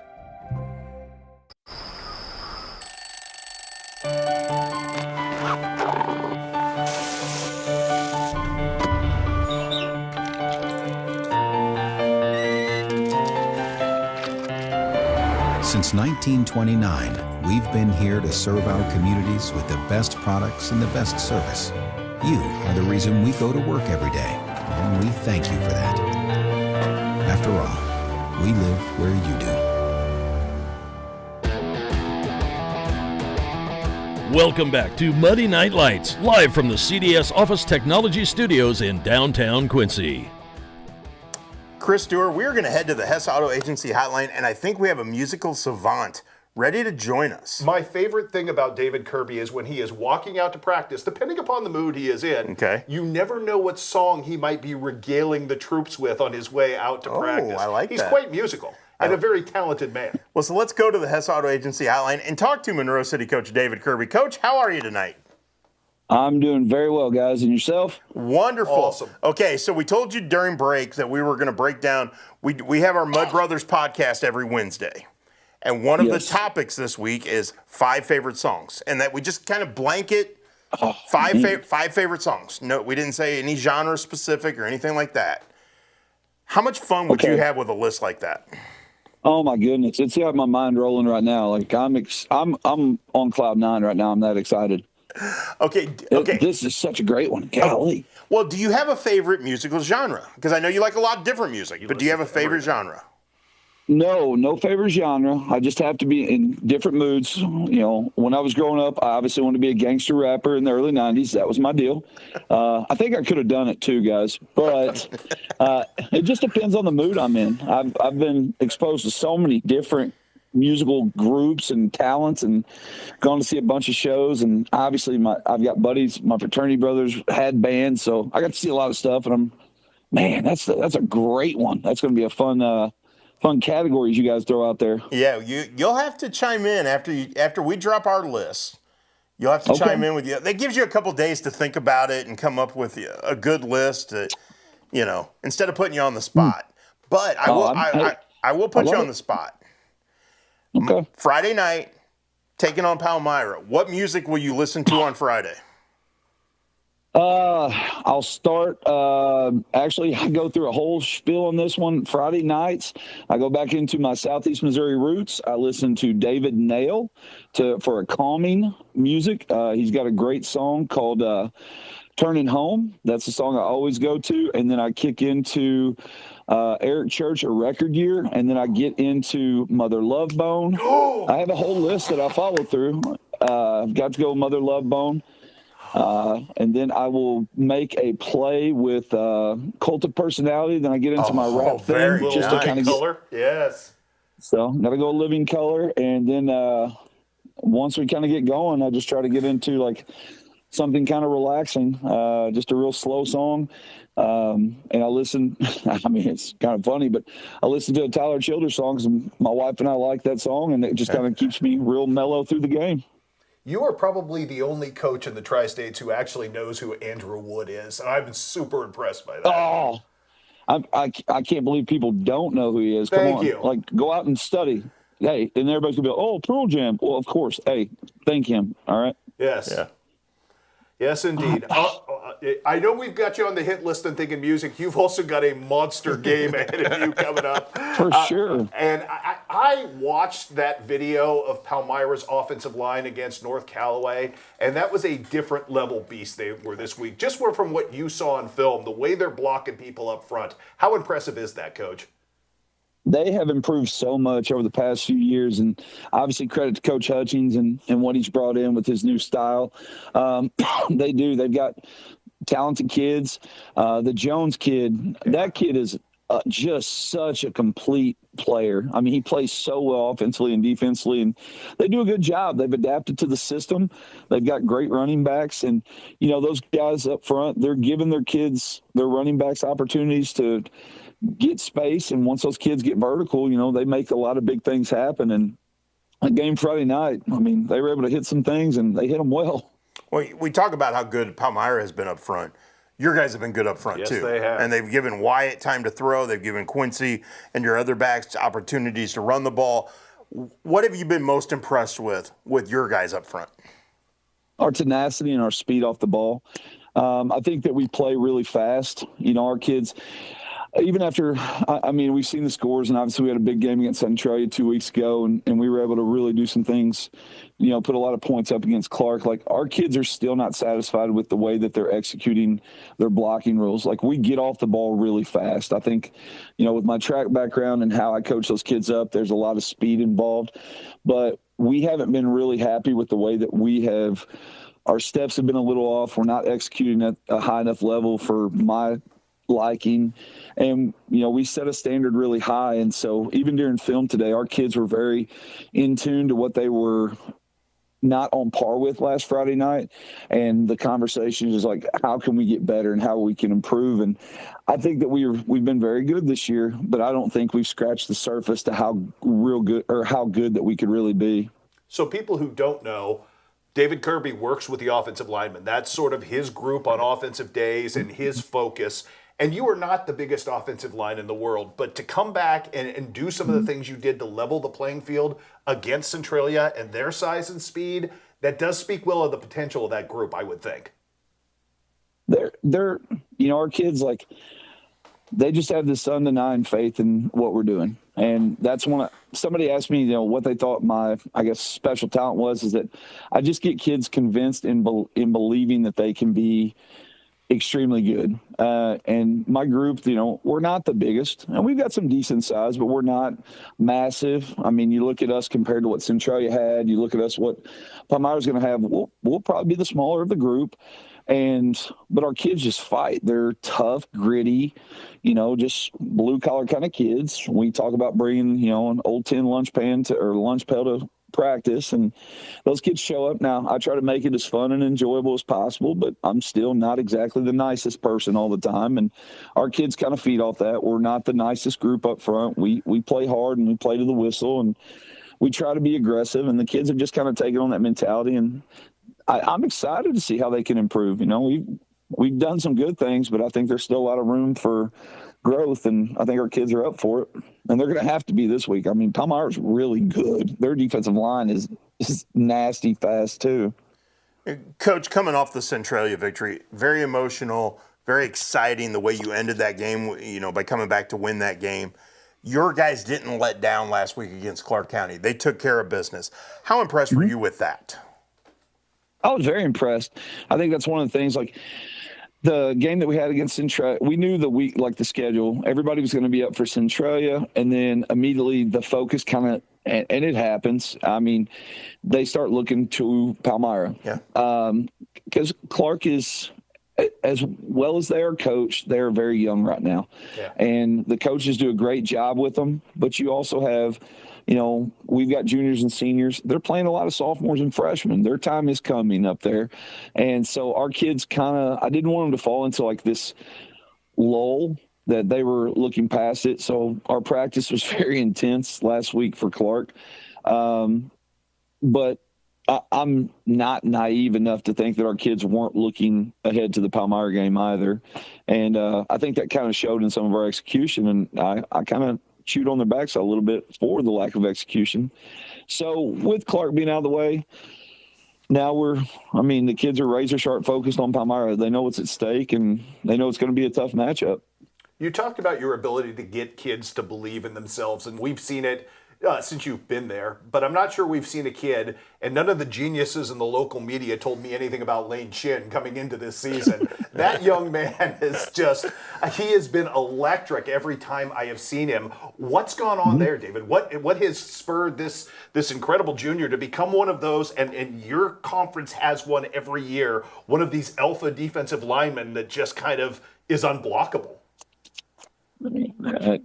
No secret. He just puts in the work. I mean, there's that kid, like I told somebody, he has not missed a weightlifting session or a sprint session. We do a lot of speed training, and we started last November after our district championship loss. About a week or two after that, we started having 5:30 a.m. workouts, and it was 2 to 3 times a week, and he's just put in a ton of work, and the fruits of his labor are showing. And he understands what we're trying to accomplish. He gets off the ball really fast, and he plays it the right way. He plays very physical, and he's such a humble kid. Like, he's only going to say about 4 words a week.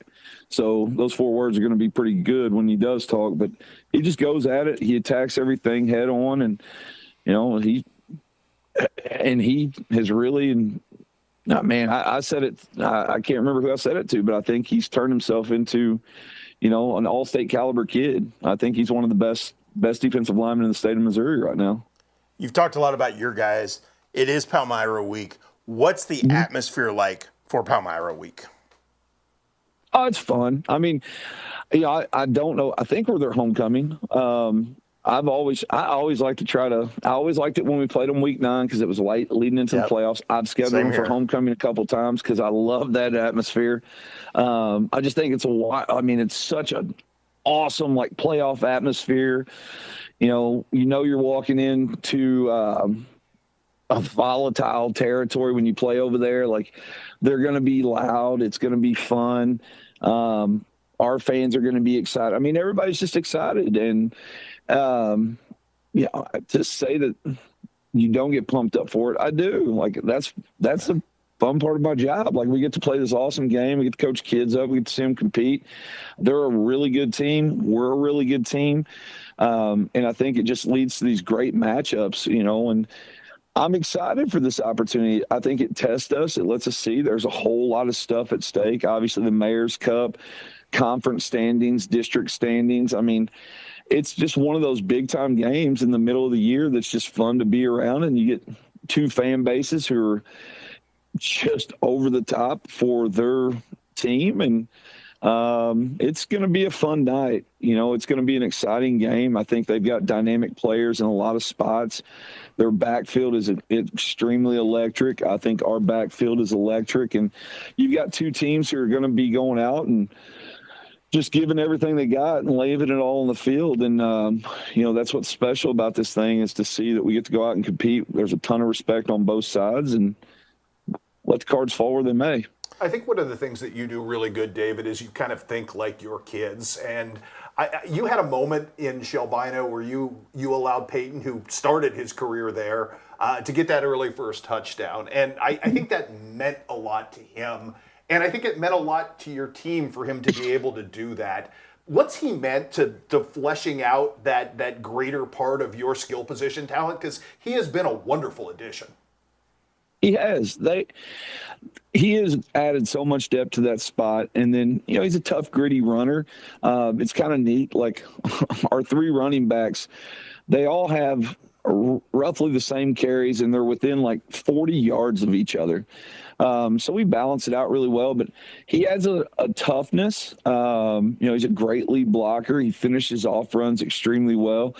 And to see him, like, you know, just come into the group and not miss a beat. Like, I mean, he's a Monroe City kid. He went to school here early on, and I actually coached his dad my first year here. So, it's neat to see him. I joked with him. I said, I remember when you were walking to kindergarten. And now, you know, I see him as a senior. He's grown into a really good young man, and it's fun to see how he plays the game. You know, he's pretty level-headed, doesn't get too high with the highs, too low with the lows, comes out real workmanlike and plays it the right way. And now when it's time to lay the lumber, he'll light you up quick. I mean, he's a physical back, and it's neat to see, man. He's done a great job, and I think he's the best is yet to come for him.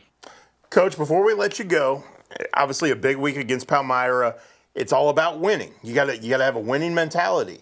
So did you start the week off right by winning at Super Mario Brothers tonight?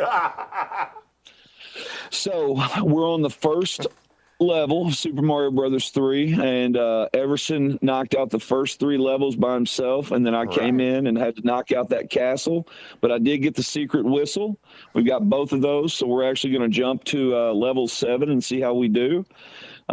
Which is awesome to see my 6-year-old playing a Nintendo that I played when I was a little kid. So, you know, I'm a little nostalgic right there. There might be a little tear. It's kind of dusty in my house. Maybe some onions got cut up too. But, you know, it's an awesome time. Hey, before you guys do let me go, I do want to make sure that I send out all my thoughts and prayers to JT. With what happened, you know, this whole area has been hugely supportive of him. And I don't want people to think that we're not thinking about him in our community. Like, every community here is praying for him, is pulling together. Yes, we're going to go compete with Palmyra, and we're going to play a football game, but our hearts are with him. Our thoughts and our prayers are with him and his family during this time.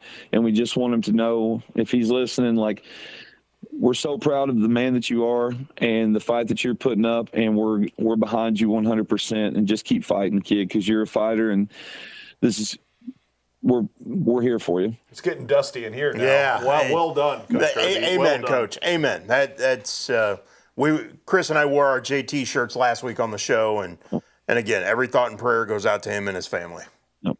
So, Coach, good luck this week. Have fun with the Palmyra, with the Mayor's Cup, and use the secret whistles, yes, please do. And I can't wait to hear what your top 5 songs are. Oh, I'm so pumped up right now. So it's going to be all over the board, boys, just so y'all know. All right. Can't wait. Thanks, Coach. Thank you, guys. Have a great night. You too. That was Monroe City coach David Kirby joining us on the Hess Auto Agency hotline. People wonder why we love going to visit over there. Mean, it's a show every time you show up. We love the job we do, and the reason we love it as much as we do is because of the people we deal with. And whether it's coaches, athletes, we had great people in studio tonight. David Kirby, fantastic guest on the Hess Auto Agency Hotline. Tonight has just been a blast. It renews your faith in mankind, Yes. just knowing that there are so many great people in the education of our young people, and so many great, well-educated young people coming through without a with doubt. the tutelage of these awesome coaches. We need to take a break, though, because we still have more to get to. We got to get through to the Week 6 schedule. We didn't break that down yet. And we got to shuck them up. Again, I am super excited about this show. I know you are. You will like this, I promise. When we come back, we'll shuck them up right here on Muddy Night Lights, powered by Farm and Home Supply.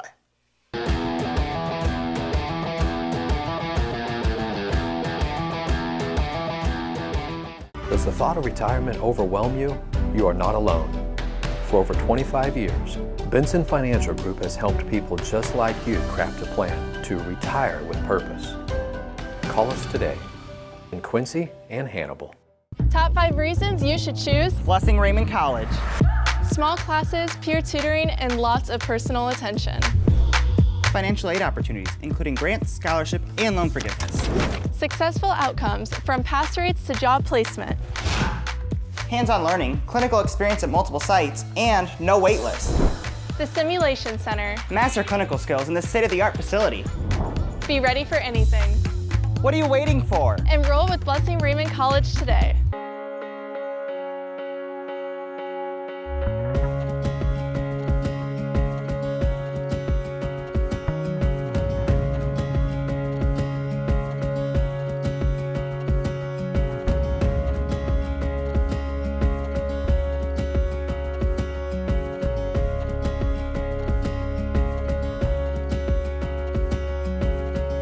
Neiman's, your neighborhood market. Ready to retire on your terms? At Benson Financial Group, it's about more than money. It's about purpose. With over 25 years of experience, our team works together to craft a plan that fits your goals and values in Quincy and Hannibal. Are you as excited as we are that football season is back? Then you need to make Jersey's your one-stop destination for mouth-watering burgers, ice-cold beer, and all your local sporting events. So gather your crew and speed over to one of Jersey's 2 locations, 109 East Jefferson and Camp Point, or 115 East Main Street, Mount Sterling. Jersey's Bar and Grill, your hometown sports bar. We love beer!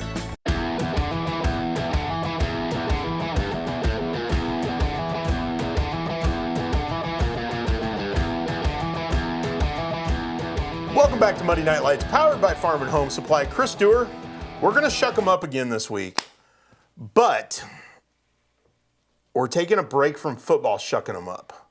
However, the play we have has some football tendencies to it. Amaris Melvin gave us something incredibly special on Saturday at the Paris softball tournament. She took on an outfield fence and won. And if you're a football player out there, if you're one of the Mark Twain football players, and you see her run through the fence the way she did, she could run through a linebacker like that. Yeah, no doubt. And she denied the home run. Exactly. It was legal. We found out at the moment that was a fair catch because of the weird fencing. And man, she took that hit like a champ. So let's go to Shuck 'em Up, brought to you by Platte Daddy Barbecue, for this week's Hit of the Week from the softball field.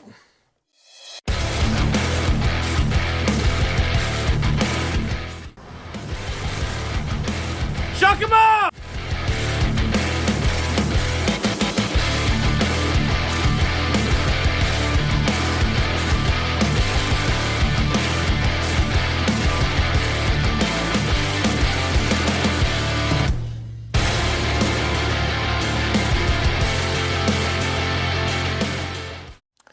Chris Dewar, you caught a great highlight there, and you had texted me after that happened and said, I've got a great highlight. Well, I didn't really have the best highlight week, and I was kind of feeling sorry for myself. And I did. I had a rough Saturday, and I called you immediately. Okay, this made everything better. Your Saturday didn't get off to the best of starts. No, I didn't get off to the best of starts. But thank you, Amaris, for that wonderful catch. So, heard about it all weekend long from people who didn't get a chance to see it, but saw it online. I saw it shared on social media multiple times. So Amaris Melvin, Mark Twain, this week's Shuck 'em Up Hit of the Week for taking on an outfield wall and winning. We're not just football anymore. We are not just football, but again, I got a feeling with the matchups we have this week, we're not going to lag for hits. We're not going to lag for big hits. And again, a great Week 6 lineup. We're going to get to that, break that down a little bit before we head home. So let's take one more break. Okay. Then we'll come back and break down the Week 6 schedule and wrap up tonight's episode of Monday Night Lights, powered by Farming.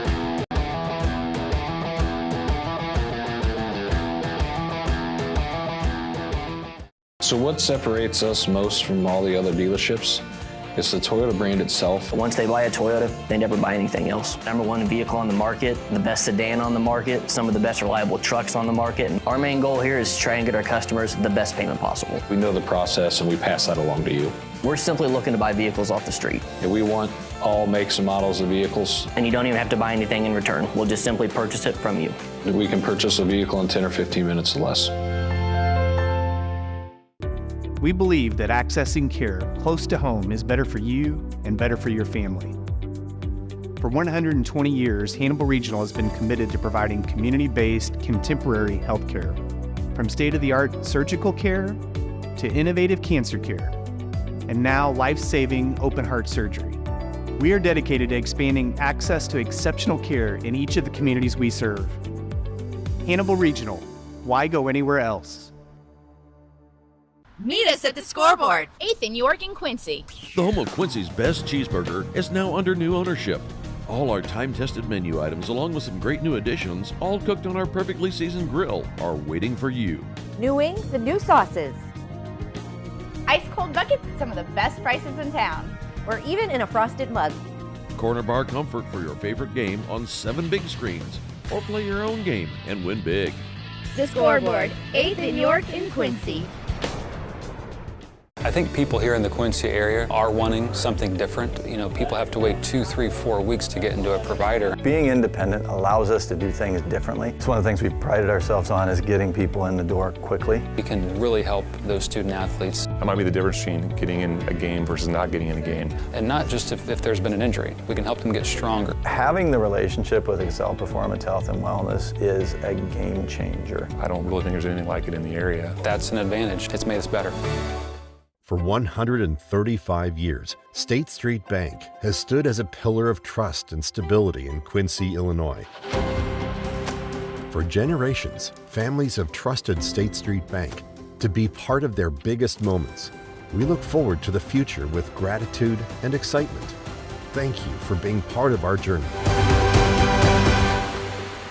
State Street Bank, 135 years of banking you can trust.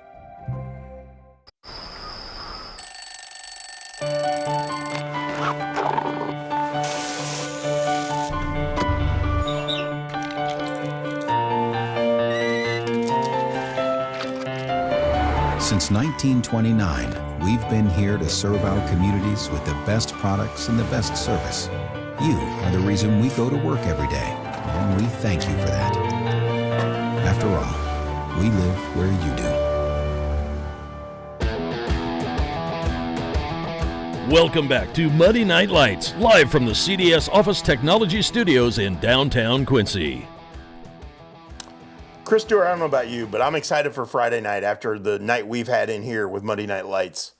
It's we've had great guests, we've had great football chatter. It's been a lot of fun. And we now have great football to look forward to on top of it. Week 6 is special. It just is this year. Well, let's go through the schedule because we do have a loaded Week 6 schedule. Starting with Quincy High School at United Township, the Blue Devils looking to bounce back from last week's 39-0 loss to Moline. First time the Blue Devils have been shut out since 2009. Rough go of it. Yeah. This is where you have to get back. Yeah, and UT was a team that I think everybody looked at and was like, okay, could they challenge for the conference title this year? Lost at Sterling, lost last week to Geneseo. They're going to want to bounce back. They are indeed. So the Blue Devils are going to have their hands full. Tough battle on the road. Quincy Notre Dame on Friday night goes to Springfield Landfair. Chance to get back right after the last 2 weeks. Yeah, and it's been a tough 2 weeks, but this is a good Those were good spot opponents. in the schedule. Yeah, good opponents. Kirksville at Hannibal. There's going to be some, last year, remember what Kirksville did to Hannibal, wresting away the NCMC title. I think Hannibal will have something to say about it, and I don't think we'll have the cold start that we had from the Hannibal Pirates a week ago at Mexico. The game of the week, Brown County at Camp Point Central, 2 state-ranked teams. I mean, does it get any better than that? No, and I think we're both looking forward to that. I think we are. We have a Saturday game this week. Unity Payson at Jacksonville Route. Route picked up its first win last week. It did. Unity Payson is looking to bounce back after 2 really rough weeks. I still think the playoff math is working in the Mustangs' favor. I do too. You got to get this one on the road No doubt. at Friesen Field. No doubt. Pleasant Hill at Winchester West Central. West Central's looking for a bounce back. Yep. And, again, I think that's a football team that's good enough to make the postseason again. Got to have this one. Pittsfield at Maroa Forsyth. Oh, finally an easy game for the Sockies on this god-awful schedule of theirs. Man, the Sangamo just doesn't get any. There's no let up. No relief whatsoever. Couple of 5-0 teams meeting at the tarmac. I love when you do that, I love saying the tarmac. I see the Mac in capital letters when you do that. I think in any other week, easily the game of the week. It might be the 3rd best game on our schedule this week. We will have coverage of Farmington at We Macomb. will indeed. So the Bombers 5-0. I mean, I think that's impressed us, and the way they've been able to handle adversity on the road. Yeah. Down 21-7 at halftime to Breeze Mater Dei to come back and win that game. Pretty impressive. They've answered every challenge to this point. Illini West at Knoxville. I'm befuddled by what happened last week. Yeah. Good for West Hancock with the big win, but Illini West, it's starting to slide the other way on them, and you better wrest control of that here. No doubt. Elmwood Brimfield at West Hancock. And again, West Hancock's going to be feeling pretty good about itself right now. No doubt about it. Yeah. And their ability to run the football sets them apart right now. It gives does. them an opportunity. They're very physical. Rushville Industry at Monmouth United. That's a needed one for the Rockets if you're starting to look at the idea of hosting a playoff game at home. So yes, that's a big one for them to go and get. The best game in Northeast Missouri this week, Monroe City at Palmyra. Far better than we ever imagined going into this season. I'm as excited for this one as I was for Monroe City Centralia, just because Palmyra has proven so much to us, as you heard David Kirby talk about. No doubt about it. Macon at Clark County. Macon kind of weirdly went off the rails. Yeah, not sure what to. I don't know what to think of Macon. Yeah, I don't either. And as you heard David Kirby allude to, Clark County's very young. Interesting game for both those two teams to see which direction they try to pull themselves. Centralia at Highland. Yeah. Sorry, Cougars. Yeah, sorry. Going to be a rough night. Centralia's good. Yeah, as good as they come. Yeah. Yes. South Shelby at Wright City. So Wright City's been really, really good. South Shelby does have a win working, so we'll see what happens. We'll see. Van Far at Bowling Green.